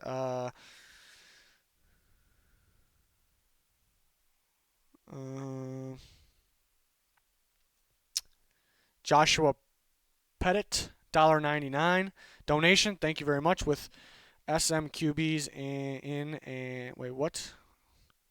with some QBs in and coming in, could the NFL expand? I don't think there's an expansion soon. One day there will be. I definitely see one. Well, yeah, the problem is with the divisions. I think they like the way it's set up now, but could there be an expansion? Yeah. And there was for a bit there was a talk about having teams overseas. People were confident there's going to be a team from London, in the future, and I wasn't buying that.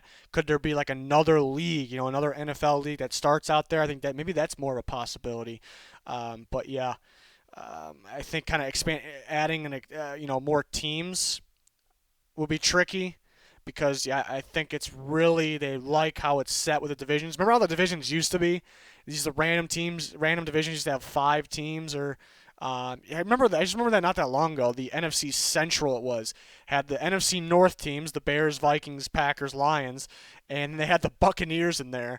Tampa Bay Buccaneers. That was strange. So it used to be a little messy. So I think that'd be the reason they stay away from adding teams.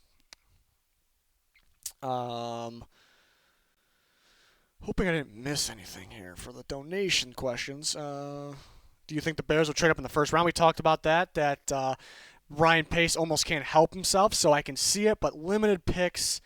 They should stay put. They should stay. Speaking of the Bears, we got the Bears.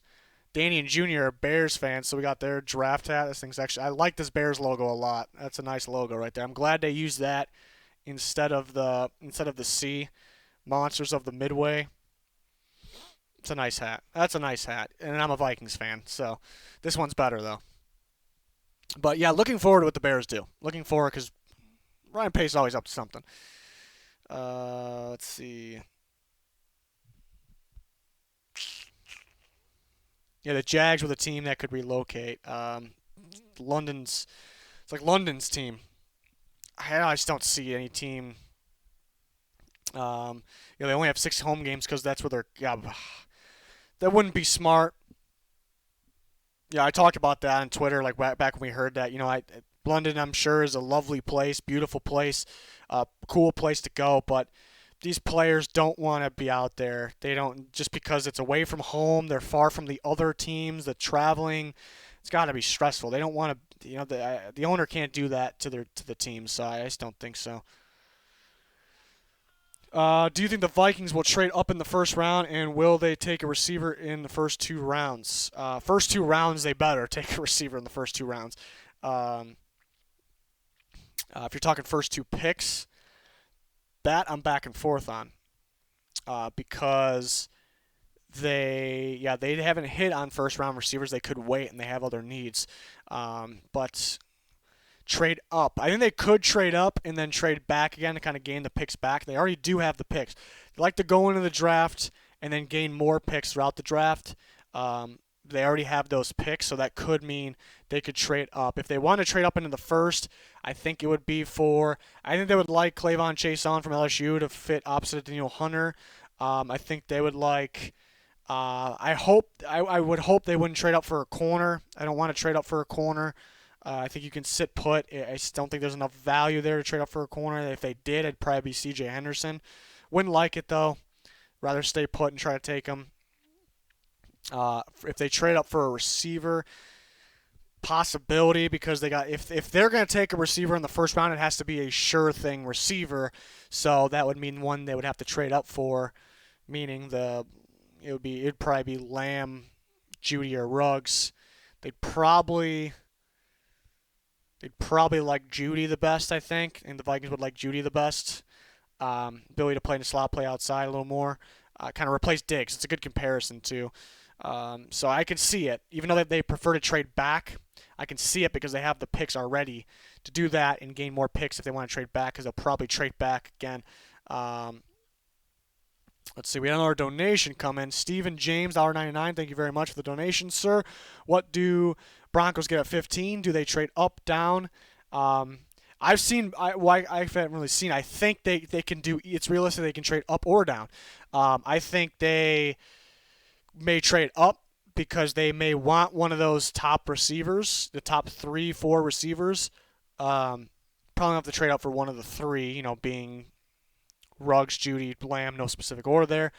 So if they trade up, it's for one of those guys. I've been hearing a lot of Ruggs talk lately, which I wouldn't. I think Judy fits more teams. I keep saying Judy fits this team. I think I would like Judy for them, with Courtland Sutton. But any of those three, so they can trade up. If they trade down, it'd be because the three receivers are gone, and they want to trade down for either a corner or one of the linebackers. I think they would like for corner.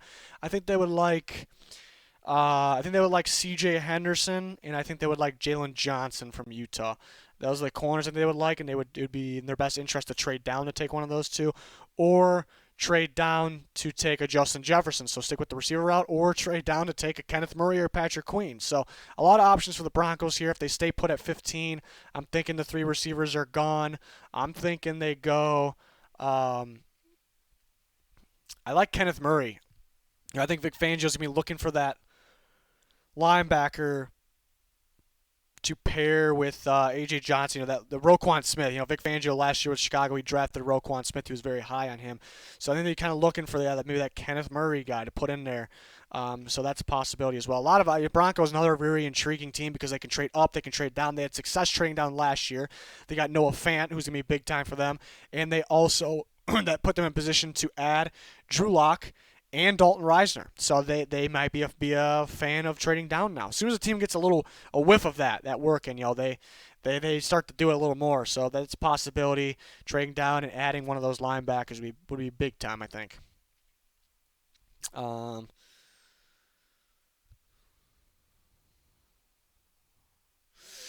Thanks for your time. Love both channels. What is the position of need for the Bucks, and who should we take? Appreciate it. Glad to hear that you like the channels. Biggest need for the Bucks is going to be tackle. What do they want to do with Donovan Smith? Keep him at left, move him to right. It's going to be tackle, but the top four are probably gone. I think their next biggest need is. It's a battle. It's a battle between running back and receiver 3. But people say receiver 3. Me personally, I think it's the third receiver 1, especially in that offense. It's so important because they got Mike Evans outside. Chris Godwin dominates in the slot. Another outside receiver. I would think a speed receiver out there. So that is a big need. A running back is a pretty big need. Thought Ronald Jones would be better by now. Yeah, he still has some upside, but you definitely can get better there. I think those 3 are the biggest needs. If somehow Henry Ruggs was there, I think Henry Ruggs is there. I think he's the best fit for them. Henry Ruggs, I think, will be the Bucks' number 1 receiver.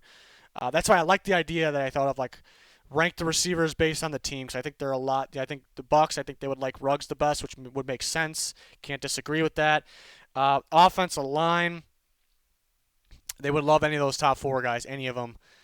They may need to trade up for one, though. If they traded up, I would be thinking offensive line or Ruggs. And running back, I really like Clyde Edwards-Helaire for them. I think Swift or Jonathan Taylor would make sense as well.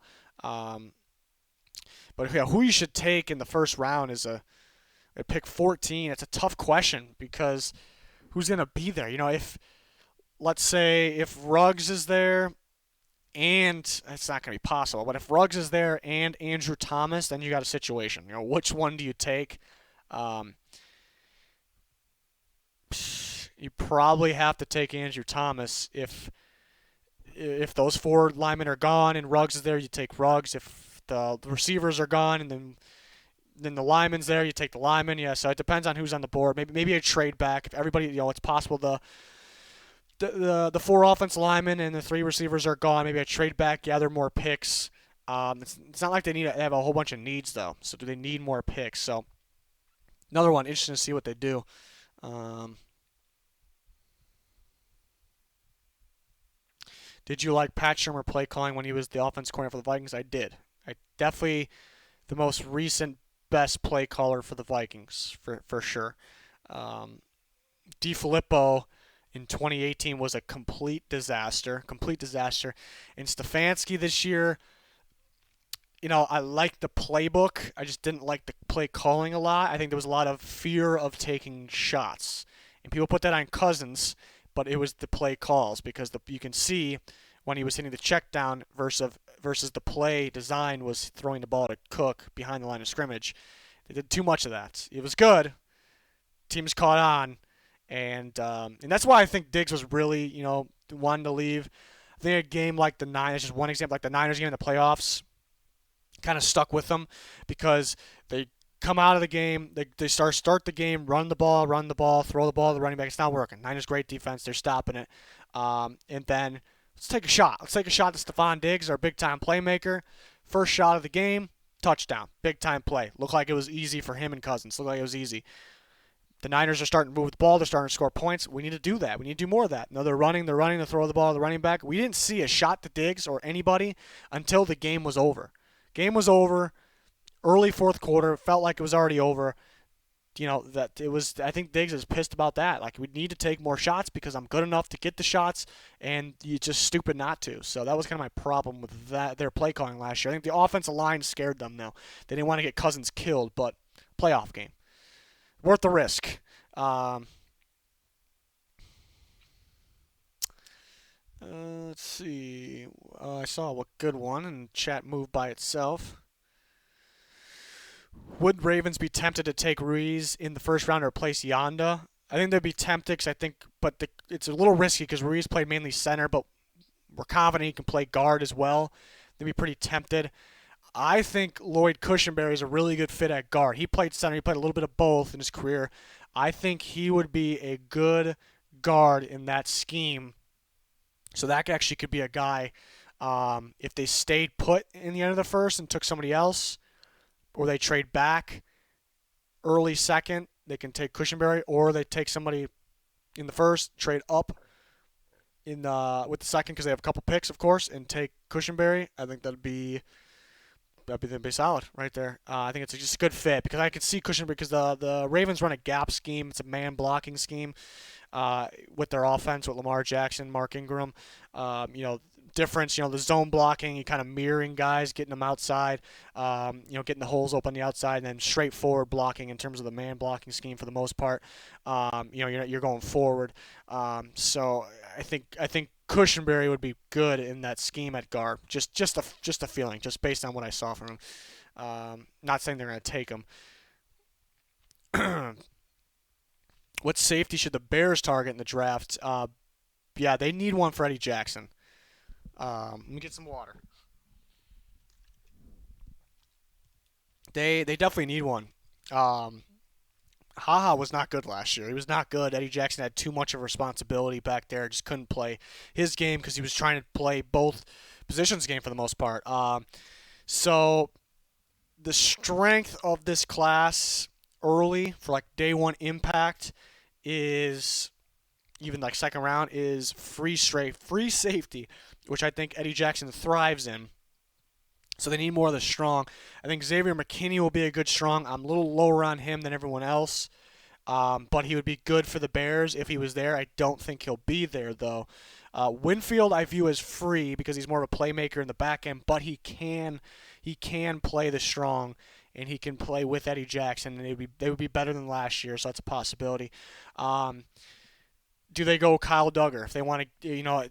If they want to get him, that's a possibility. Do that? Do they wait a little bit and take you know day three, take Alohi Gilman from Notre Dame? I think he can pair with Eddie Jackson. So that's a tough situation. Tough situation to find the right fit.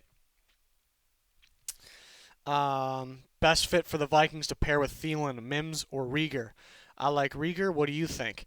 Yeah, I've been back and forth with that with my head. Originally I thought Justin Jefferson was a Vikings typer. I still agree with that. As a Vikings typer receiver, you can just compare him to a guy like Adam Thielen. As a safer pick as well. That receiver that you know what you're going to get from. Can run routes pretty good after the catch, good body control. But at the same time, Just Jefferson's going to be playing mainly in the slot, and they like to have the wide receiver, which they like to have the tight end there quite a bit. So they may want more of a true outside, like a Mims or a Rieger. I think the flexibility of Rager there is maybe more appealing to them. Mims might be the safer pick. So I know, I think for that spot that I'm describing, that specific spot outside of the tight ends, I think they'll like Rager and Ayuk as fits. Those are two guys that I think they'll like as fits there. Rager and Ayuk from Arizona State. Top receivers for the Seahawks. I really like the idea of Claypool. Talked about that on Twitter yesterday, a little bit earlier in the stream, because his flexibility. He's that big body guy, kind of like DK Metcalf, but the flexibility to play in the slot and play outside, so you can keep him on the field with Lockett and DK Metcalf at the same time. Because DK is going to be outside, Lockett can do both, Claypool can do both, so you can kind of switch those guys around. Just having those big body freak athlete receivers that can do so much in the field at the same time with your star receiver Tyler Lockett, scary. I talked about that on Twitter. If I would have to. You would have to like that. You'd have to root for the Seahawks. I'm a big Claypool guy, so I'm a big Notre Dame fan. So that would be. I would like that. Let's see. Huge fan. Do you think the Falcons trade up? I don't think they trade up. Trying to think who they trade up for. If they were to trade up, they. If Akuda started to drop a little bit, they may be tempted. Um, Isaiah Simmons, yeah, Isaiah Simmons would be something if he started a little bit. I guess it's a possibility. I just don't. I don't think they will, but yeah, if one of those guys start to drop, they could be tempted. Thoughts on Darnay Holmes? So the Chargers wave. I would like Darnay Holmes. He played outside, but I would like him in the slot. Desmond King is a pretty good slot. Had a little off year last year. Talk about him maybe moving to safety. But I do like Holmes. Maybe a slot corner for them possibly. If Giants take offensive tackle, who takes Simmons? I think the Jags probably end up with him at 9. Thoughts on Thaddeus Moss to the Redskins? I would like that. Probably would have to use their early third, though. Could they get him in the 4th? That's the question. Probably a receiver early third. If Becton is there at 11, Judy and Lamb, Ludi and Jam, who should the Jets take? Yeah, that's a good question. That's tough. It'd be a tough decision on their part. Because when is a guy, an offensive lineman, they're so rare to find. You never see any of them traded, really. Just rare. When you find them, you hang on to them. So when is your chance to get a guy like that at 11? That's the question. But Judy and Lamb are just dominant receivers that they need. That's a good question. There's no wrong answer. It's a win. It's a win with any of those guys. I think they would take Becton. And I can't really disagree with it. First or second round receivers the Ravens could take. Denzel Mims is there in the first round. I think you take him. I think they would like Ayuk as well. Claypool's a good option in the second. One of those three, maybe they'll end up with. Do I like Dantzler to the Hawks for the slot? I don't like Dantzler in the slot. I think he's outside. Um, so not really. Jets first round offense tackle, receiver, or trade down. I'm starting to think offense tackle. Another team I talk about the Chargers. Like every week I'm changing my mind. Do they go quarterback? Are they going to go tackle? Are they going to go Isaiah Simmons if he's there? The Jets are another team. At one week I'm like, those got to take a receiver, one of those receivers. And one week I'm like, they have an opportunity to get one of these really good tackles. They need that for Darnold. They could go there. So, I'm feeling tackle right now. Who do the Eagles take at 1? They're picking 1. I think is that I don't know what you wanted there. Right? In the first round, Justin Jefferson I'm leaning towards right now. Seahawks will trade down, draft an electric suction machine. That's likely. Very likely. Been live for an hour and 35. It's supposed to be only an hour of Q&A, but there's so many Q&As, good questions here. So we can wrap this up shortly. Let's see.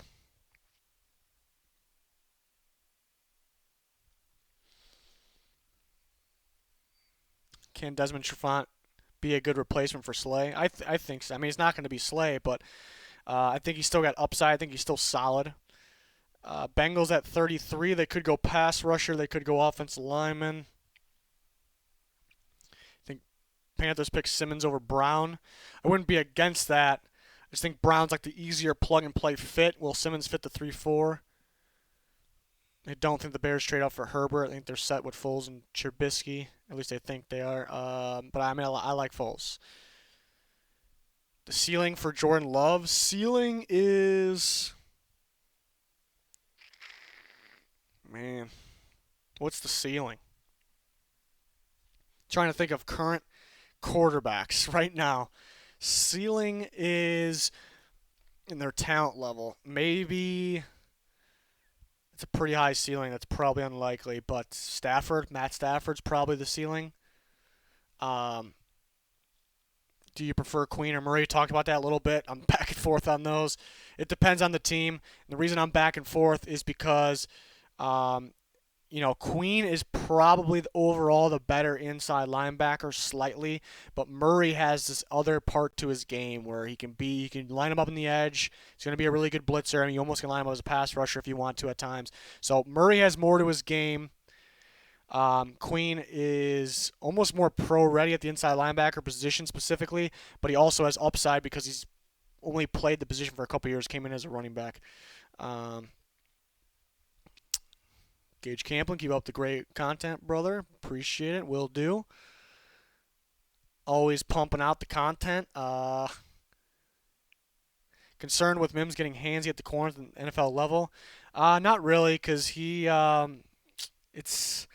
sometimes that's what I like. That's part of his game I really like, though, because it's just this. Sometimes he's got the stiff arm out. He's got it out, and he's not touching the corner, though. And the corner has no choice but to run into him. It's very smart, so I think he doesn't do enough to get called. I think he'll get called sometimes. I wonder if teams are kind of trying to contact the NFL about that. What is this? Would you consider? Yeah, that's interesting. Because corners definitely will think, and teams that lose on a play because of that may think, yeah, they're going to say that was pass interference. But it's a good question. I think he doesn't. I don't think it's enough to call it, in my opinion. I think he's very smart with it.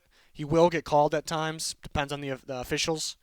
But that's a strength for him, because he's really good. When will the video of fan mocks will be going up? Actually, good thing you brought that up. I wanted to, because we went through the first round draft order, fan voted mock draft on Twitter. It was a poll. People voted. We got through the first round. But the teams that don't have a first round, I want to put them up there too. And I know there's a lot of guys on the board. A lot of guys will be gone before they pick, but we can kind of take a good guess which 4 guys will be on there. So I'm going to start that today. The teams that don't have a first-round pick we'll throw up there. There's a few of them. So probably next week sometime We put the video up. Uh, need espresso before the streams. Oh, I got pre-workout a little earlier today, but it's starting to wear off. So probably should get up a little earlier. Get on a little earlier. Get on the stream a little earlier. Do the Vikings take Laviska Shenault? I think if he drops them in the second. He's a first-round talent, but I think there's just too many durability and injury concerns, so I think they'll pass in the first. Reminds me of Cordero Patterson a little bit. I think he's a safer receiver option, so that actually could scare them a little bit. I think Pittman Jr. will have a successful career. I think other people are higher on him than I am. I don't think he's going to be too involved right away, but I think he'll be successful. Adam Trautman, number 2 tight end in the draft. I do not have a number 2. My tight end prospect rankings come out next week. But I like the idea of him, but at the same time, it's the competition. Like he just didn't play good enough competition. I wish I saw a little more. I just worry about that. You see those tight ends that are smaller school, and they really struggle with the adjustments because they got the tight end position. It's a tough position to play because you got to be involved. You got to be a top tier blocker and athlete catching the ball. So I kind of worry about that. Wasn't thrilled about him at the combine. I'm not just talking like numbers. It's the way he was moving around. I don't know. Just something about that kind of maybe move him down a little bit. Vikings trade for Jim Bob Cooter with one of their first. No, don't think it happens. Should the Bucks draft a safety? Yeah, if it depends on what's on the board. I would like Winfield for them, but that would kind of maybe limit their chance to get a guy like Clyde Edwards-Helaire in the second round. I would like Tony Jefferson for them. Very much. I think. What's going on with the set? So I think they play the draft, see if they can get a guy. Let the draft fall to them. See if they can get a guy. If not, they can go sign Tony Jefferson. Is it likely the Ravens can get a starting linebacker, receiver, and guard with their first 2 picks? I think it's likely. For the chances of that to be higher, the linebacker might have to be first. It depends on who's on the board because I don't know. It's going to be hard to find. There's a pretty big gap. It's going to be hard to find a starting linebacker down at the lower of the first 3 picks. But yeah, we'll see. Do the Saints move up and draft Jordan Love? I do like the idea of Love learning behind Breeze, but I think they pass on him. I think there's just too many, the accuracy situations and the turnover situations. There's just too much of that for the Saints. Because the Saints they're just so used to, very little turnovers. And when they do, we saw the playoff game last year. Unlike them, they kind of turned the ball over. Breeze fumbling. There was the one time he fumbled that year. On a strip sack, and that cost them. That was the play. That was the play right there. I know I ended up going to overtime, but that was the play. So you see, even one turnover in that situation can cost them. So they may be a little scared of that.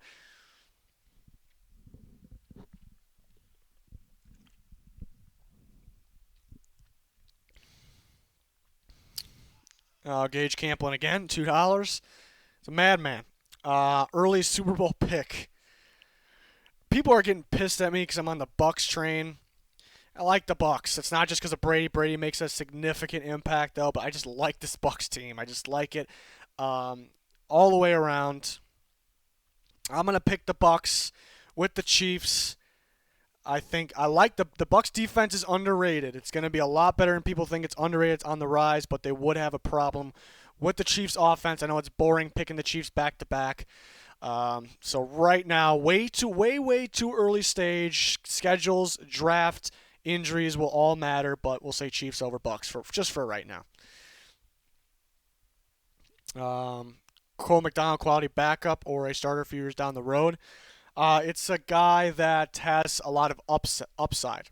I almost see him coming in, somebody getting him late to kind of stash him for now, have him learn. So he's probably third string for a bit. The upside is there because he's got that big play ability. He can move around to you like that. He's not afraid to lower his shoulder. So you always got to like that, even though maybe some teams don't. You don't watch quarterback getting hurt. But yeah, that big play ability. Cannon of an arm, absolutely cannon, but the throwing release is very strange. You think Philip Rivers has an interesting throwing release. Cole McDonald's not far off, but I think it's even more strange. And it's kind of slow, the time to throw the ball. So teams will be concerned about that, but somebody will take a shot. Like I said, the upside's definitely there though, so team will probably stash him late. Do the Chiefs draft DeAndre Swift in the first? I don't think they go running back in the first. They could. I was feeling corner for a while, but now I'm starting to feel a defensive lineman. Like if Ross Blacklock was there, I think they would like him. In why? You may say why. We got Chris Jones, we got Derek Nottie, got some other guys, but those two are the starters. Blacklock is another type of Chris Jones. Chris Jones on the franchise tag could be traded. I don't think he's traded. I think they play with him this year, try to help them win another Super Bowl. But there's so much money tied up and so much more non-existing money right now, but tied up for the future with Patrick Mahomes that I don't think Chris Jones will be on the team for much longer, even if he's not traded. So Blacklock will be the future replacement of Chris Jones, so I would actually really like that pick for them. Most overrated player in the draft is probably Justin Herbert. I think Xavier McKinney's on the overrated side too. I think C.J. Henderson's up there. Yeah, I think in those three right there. I hate talking about overrated players because I think all of them can be good. Chance of CeeDee Lamb falls to the Niners. I think it's a possibility. I think teams could be moving up to get the quarterbacks, moving up to get the offensive lineman, or just staying put, taking the quarterback's offensive lineman. Somebody can take Ruggs first. Somebody can take Lamb first, Judy first. So somebody's going to fall. It could be him.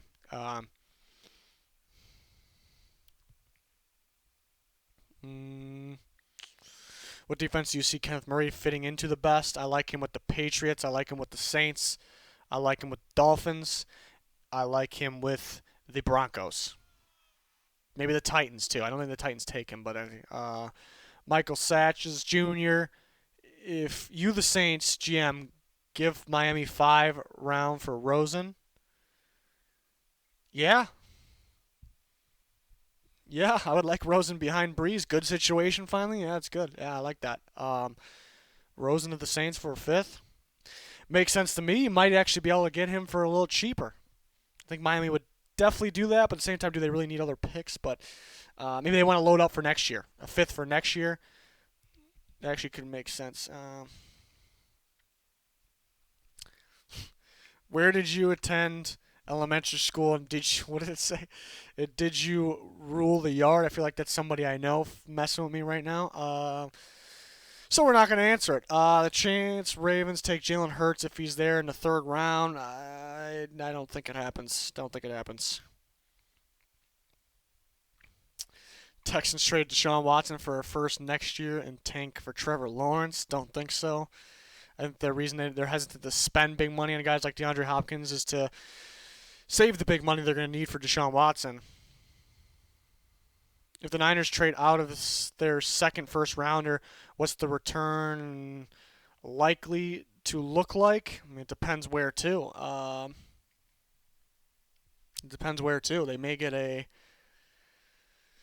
They could get a 3rd round in return, swap first with somebody's 2nd, get a 3rd in return, but they may have to give up one of their the mid to late picks as well to get a 3rd back.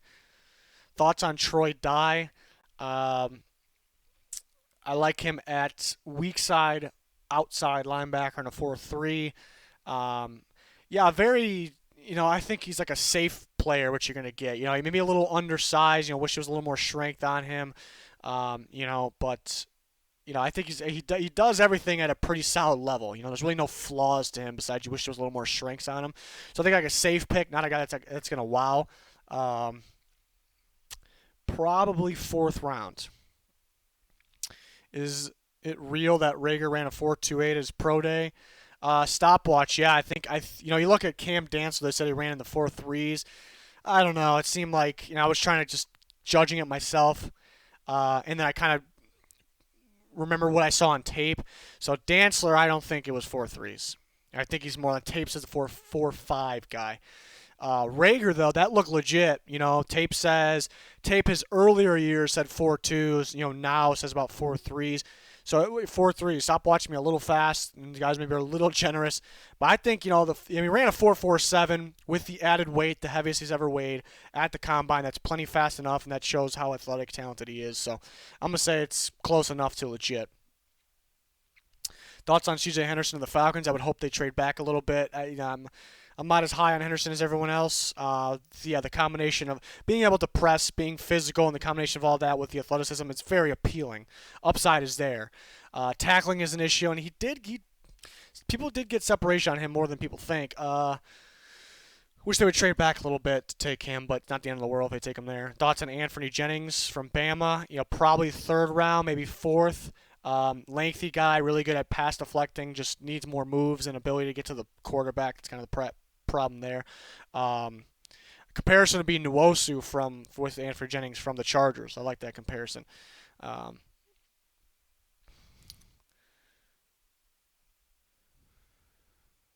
Patricia needs a safe pick to save his job at who does he take at 3? I think they take Okudah, and they should take Simmons or trade back and then see what you can get there too. How far do you think Mims will fall in the draft? I mean, he can go as early as 15, or he can go down on I think the Ravens pick is probably the latest he goes, to the bottom of the first. What round do you see Harrison Bryant getting drafted? Florida Atlantic tight end. I think fourth round maybe. He had some drops. And that the tight ends you wish they had sure hands, because you're not using them a whole bunch. And you expect them. The bigger hands, you expect them to be more sure-handed. So he can drop a little bit because of that. But when he had the ball, he was kind of dominant. Did play the lower competition level, but pretty dominant there. A lot of Eagles questions we had already. First round, I talked about Justin Jefferson, probably the better fit, or they can trade up for a Judy, Ruggs, CeeDee Lamb.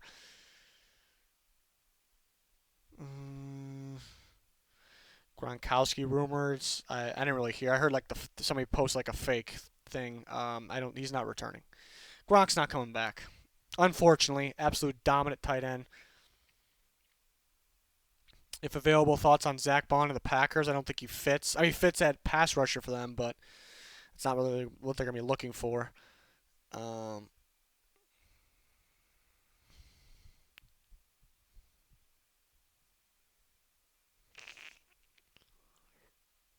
Which linebacker do they take? You talk about which linebacker? Jacob Phillips third would be solid. Yeah. They'll probably like Willie Gay Jr. Where do they take him at the end of the second round though? What do you think about Darrington Evans? Fast, real quick, getting through the hole real fast, home run hitter. And I like that, but my problem is the lack of he's not going to break tackles. You hit him, he goes down. I compare in this draft. I think Anthony McFarland Jr. from Maryland, which I think Darrington Evans is getting more hype on. McFarland Jr. has that home run speed, and I think he can break more tackles. So I like Anthony McFarland a little better. Gage Camplin again, this time with a $10 donation. Really appreciate it. Got to cut it out over there. T. Higgins' opinion. I like T. Higgins. I think people are kind of sleeping on him all of a sudden. Some people talking second round, and I've heard that from people that you kind of trust, that he actually can go second round. And keeping in mind that the other receivers are going to push him down, and other teams drafting need too much will push him down. So realistic, he can go second round for sure. I just see a first round talent. There's games where he absolutely dominated. You just dominated. This is the best player on the field in this game. Virginia one stands out the most, but there's multiple games. Best contested catcher in this draft. He's got some good deep speed. The quickness is a little concern. Not the greatest moves at the line, but I think he can win at the line. Some people say he can. He definitely can. I think he was getting Christian Fulton from LSU off balance quite a bit. So I like Higgins. He'll make that ridiculous catch, and then he'll just drop an easy one randomly. I think he had a couple against NC State, kind of a mixture of both. That's the thing with Higgins, but he doesn't have a drop problem. Not at all. Great hands for the most part. Just weird. Just takes the ball. Moss is a guy. And, no, the best catch was the A&M catch. Because he had to go cross-body, momentum going the wrong way, and he kind of mossed the guy, and it was awkward. Texas A&M catch for T. Higgins. If you don't know what I'm talking about, just look it up. Great catch, harder than you think. Better than it actually looks, and it looks crazy. I like T. Higgins, though. Underrated. Murray or Queen for the Ravens. Either one. Murray, you probably get more out of Murray because they could probably use him as an edge rusher at times, too. How do you think Lynn Bowden will translate in the NFL? Tough because he's kind of more of a gadget player. With Lynn Bowden, I almost think put some weight on him, put him at running back. This guy's got insane vision. Vision's number one trait for running backs. The vision pops up more downfield, him being more of a receiver. And with the quarterback, you've seen him running a bit. He's a smart player, though. To be able to play quarterback and read defenses, that's fantastic. I know he didn't throw a lot, but he still needed to, be smart enough. Yeah, probably not going to happen, but I would put weight on him, put him at running back. I would love to see that. He'll be a gadget player. He'll make the big plays here and there. Just won't play a whole lot. Probably goes 4th or 5th round. Any Trubisky level trades that might happen. We might see a trade up 1 spot, 2 spots possibly. Looking at the Lions, Giants, Dolphins picks there. Gage Camplin again, $2. Best sleeper in the draft. Let me get some water before that one.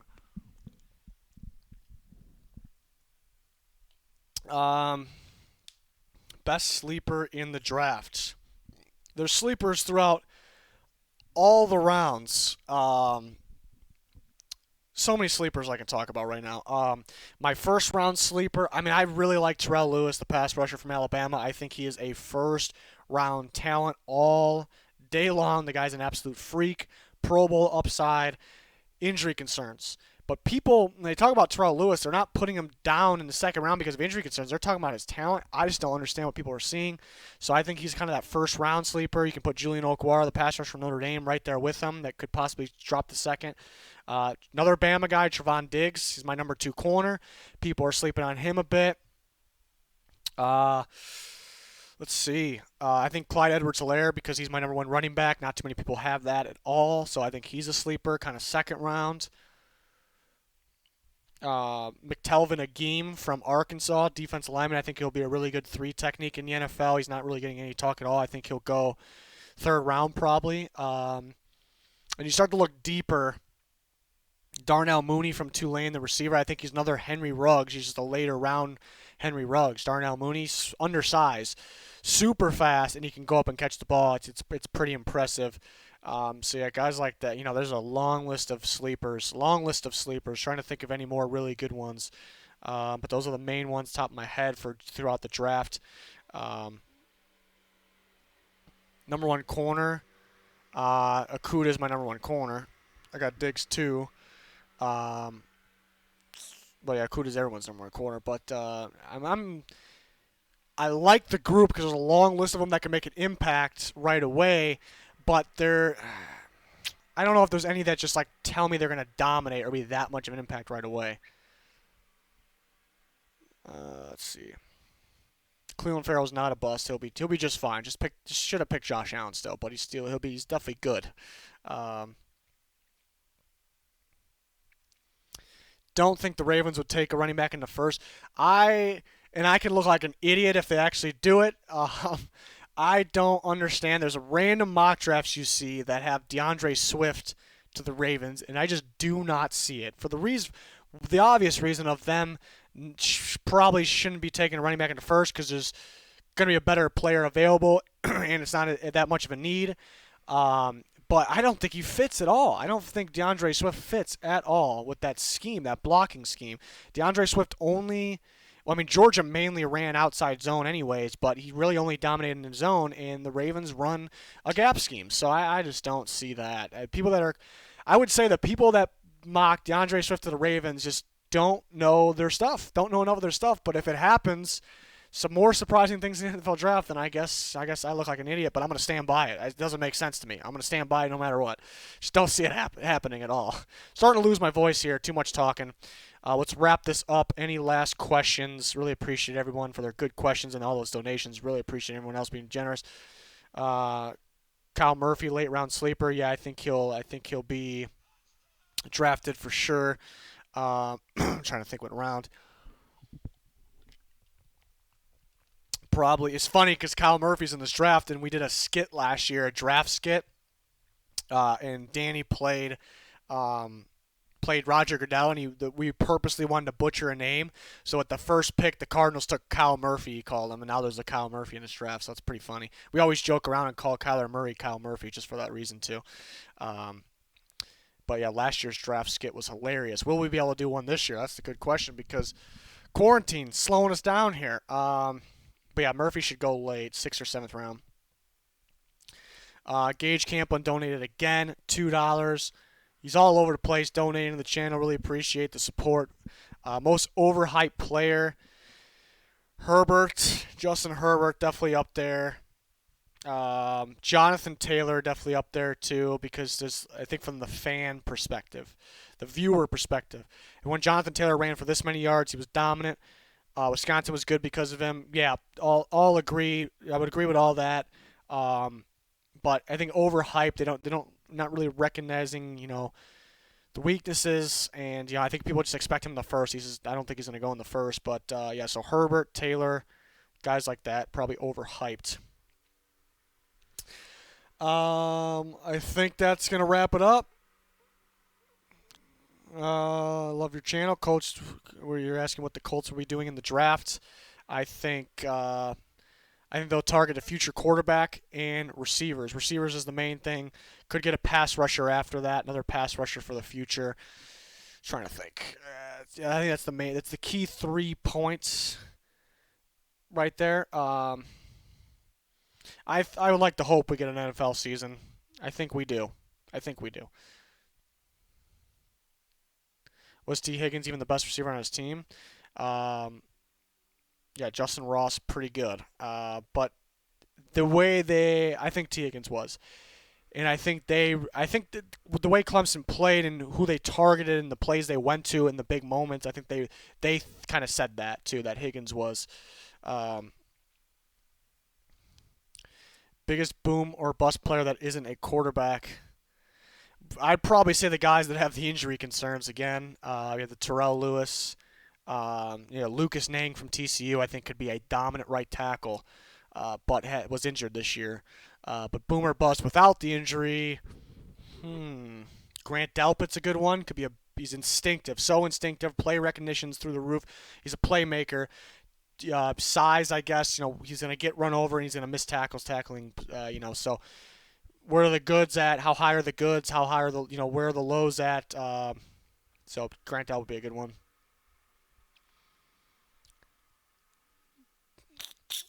So many Eagles questions. We talked about the Eagles almost the whole stream. Justin Jefferson the first, or they can trade up for one of those top receivers. Jamar Chase or CeeDee Lamb? Jamar Chase. I like Jamar Chase that much. He's gonna be a great one. These receivers will probably be great ones too, but Jonathan Taylor is a fit for the Steelers. I like him. I'm not a huge Taylor fan, but he's going to be a playmaker. He's going to be big time, but you have to limit him right. You have to use him right. I think him with James Conner is absolutely perfect. Thoughts on Curtis Weaver? Late second, early third. He had a lot of production, but he dominated weaker competition. Awkward body, too. Like, the body type almost tells you, like, what do we do with him, But gets after the quarterback. At the end of the day, gets after the quarterback. Yeah, even possibility. Trade up for Ruggs. Stay at 21 for Jefferson. I think they would rather have Ruggs, and I think they'll call to try to trade up. I think most likely they'll end up staying put and try to target Jefferson. Yeah, Jonah Jackson should be a plug-and-play guy. Second round probably. Usually you can get plug-and-play guards in the second round. We talked about the Broncos a lot already, too. I think it's a tricky spot. They can trade up for a guy like Ruggs or Judy Lamb. They could trade back because it worked out so well last year, and they can trade back because the 3 receivers could be gone. They could be targeting a corner or one of the linebackers. I would C.J. Henderson, Diggs, or Jalen Johnson would fit. Jalen Johnson kind of fits Vic Fangio's cornerback, the idea of his cornerback, or trade back at Kenneth Murray, Patrick Queen. Ravens trade up for Chase Young if he gets to around 20. Probably Pat. I don't think they would. Best blocking running back. Not the best blocking running backs in this class. I mean, Swift probably. Out of the best ones, probably Swift, but it's not saying a whole bunch. Um, if the Hawks get Griffin, is edge still the biggest need? No, because it's not even the biggest need right now. I think I think offensive line's the biggest need. I mean, you want Russell Wilson to be the best he possibly can be, and he's already really good. Just stop messing around with mediocre offensive linemen. You got B.J. Finney who can play center or guard. I think they play him at guard. Getting a center that could also play guard if you want to swap those guys like Cesar Ruiz from Michigan. I think that's more important. And you look at the other guard spot in DJ Fluker, who had a real off year. He's not going to last too much longer. And then you look at Dwayne Brown, the left tackle spot. Great left tackle, aging, getting hurt. You got to look out for the future. Right tackle, they could get better there too. I think all across the offensive line is the biggest need, but pass rush is pretty weak. It's pretty weak too. It's an important spot, but offensive line just as important, especially when you got a guy like Russell Wilson. So if they get Everson Griffin, it's definitely not the biggest need, but Griffin's not a guy that's going to last for a long time either. But I think offensive line. Isaiah Simmons pro comp, interesting. I was talking with somebody outside of like the channel here, YouTube, about that. Who would I compare him to? Can't really think of one. Yeah, I can't really think. It's Isaiah Simmons is that unique, that unique where it's just. I mean, we've seen linebackers like him that could, get in the back, that could get in the backfield, blitz, can read plays, pretty rangy. Anthony Barr, but then the Vikings tried to use Anthony Barr in coverage a little more, and he's okay in coverage, but they tried to use him in coverage a lot, like a coverage linebacker. I think it was 2 years ago, and he struggled a little bit. And Isaiah Simmons could just do that at such a high level, so there's just like no good comparison, Zach Moss is a sneaky good receiving back. I worry about his deep speed. I worry about his durability. Real short, choppy steps. I don't know why, and that causes the strides to not give him the speed, basically. Omar Bayless, your Arkansas State receiver. I don't think he gets drafted. Possibly 7th round. Brian Brice, that's the Clemson recruit, if I'm not mistaken. You watch his. Hopefully, I'm not mistaken. I'm pretty sure that's who that was. Yeah, his tape is high school tape is comical. You just can't stop with the laugh. Was he the number one recruit? I'm trying to think who the number one recruit was. I know that was Clemson's top recruit. I don't know. I think he was for Rivals. I think he was the number one recruit. Why is Andrew Thomas not the top offensive tackle in the draft 2-3 months ago? He was top 10 lock. Yeah, I think it's about fit. Andrew Thomas, I think it's about fit because then we realize who's picking where. We have the coaches, the schemes down for the most part, and this guy fits here more, this guy fits here more. And then the upside of Mekhi Becton, because he's a left tackle as well. He has tremendous upside, people realizing how freaky he was. The media didn't realize about Becton right away. So I think that's a part of it. But like Thomas, I think would be like the number one tackle for a team like the Chargers. I think it's a good Russell Okung replacement. So I think some teams he will be, but for those reasons, yeah, maybe he drops a little bit. It just depends. Yeah, I don't know. Why do the Bucs cornerbacks get no credit? Because they're young. Because they're at the bottom of the league a couple years ago. People just don't realize. The average person doesn't know who Sean Murphy Bunting is. Jamel Dean, Carlton Davis. We're gonna wait on it. Your channel got me more into the drafts. Thanks for the content. I'm glad to hear that. Yeah, the draft's my favorite time. The channel started on the draft. Favorite time of the year. So I'm glad to hear that. Really appreciate the support. Keep saying we're going to wrap it up. There's always some good questions coming in, though. Lamar Jackson, the corner from Nebraska, I think is a sleeper. I think he's good. He's got a good combination of physicality, the being physical, and there's athleticism there. Wish he ran a little faster in the combine. I think he'd be a good fourth round corner. Chase on falling to the Seahawks. Don't think it happens. If it does, jump on it, big time. I don't think the Texans trade Watson. I think kind of being worried about paying guys like Clowney and Hopkins was being worried about having enough money to pay Watson. They're going to pick up his option after this year, and they're probably going to want to extend him during that time.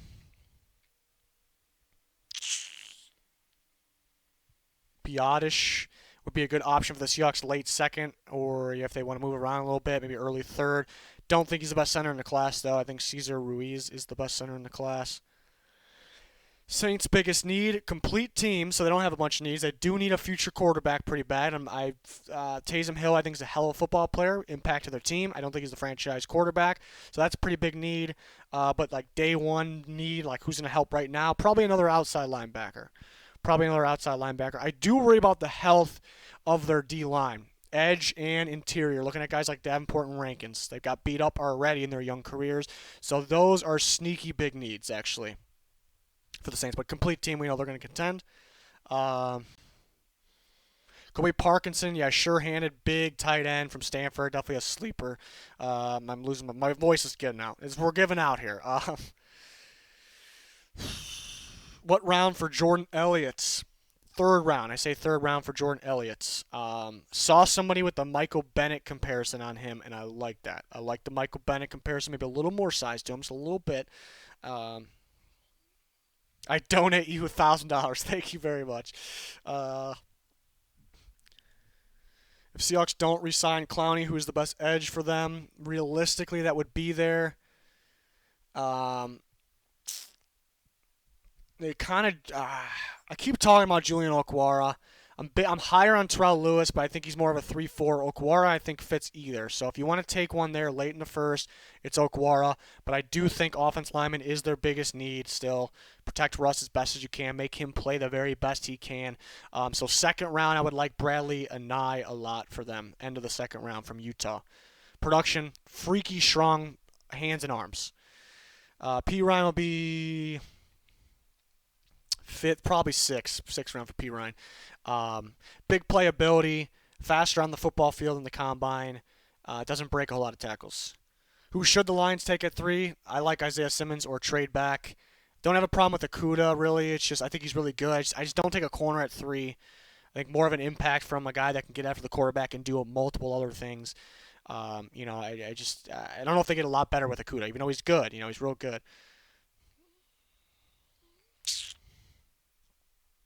Thoughts on CeeDee Lamb? He's my number 1 receiver. That's my thoughts on CeeDee Lamb.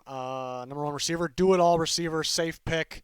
Got the body and the traits to be a top-tier receiver in the NFL at the next level. Should the Cowboys trade up? No, because they still have actually a decent amount of needs, so they probably should hang on to their pick there. We're going to wrap it up here. It was a good stream, a lot of good questions. Appreciate everybody who joined us, the people that donated. Special shout out there. Very generous. So I really appreciate that. I want to do more of these live streams leading up to the draft. We're running low on time, so maybe more days throughout the week. Possibly got a lot of other content to get to. The graphic making process is what slows everything down. I want to do as much as possible, though, but we got a lot of things planned. If we can do more live streams, I want to do more than just a Q&A.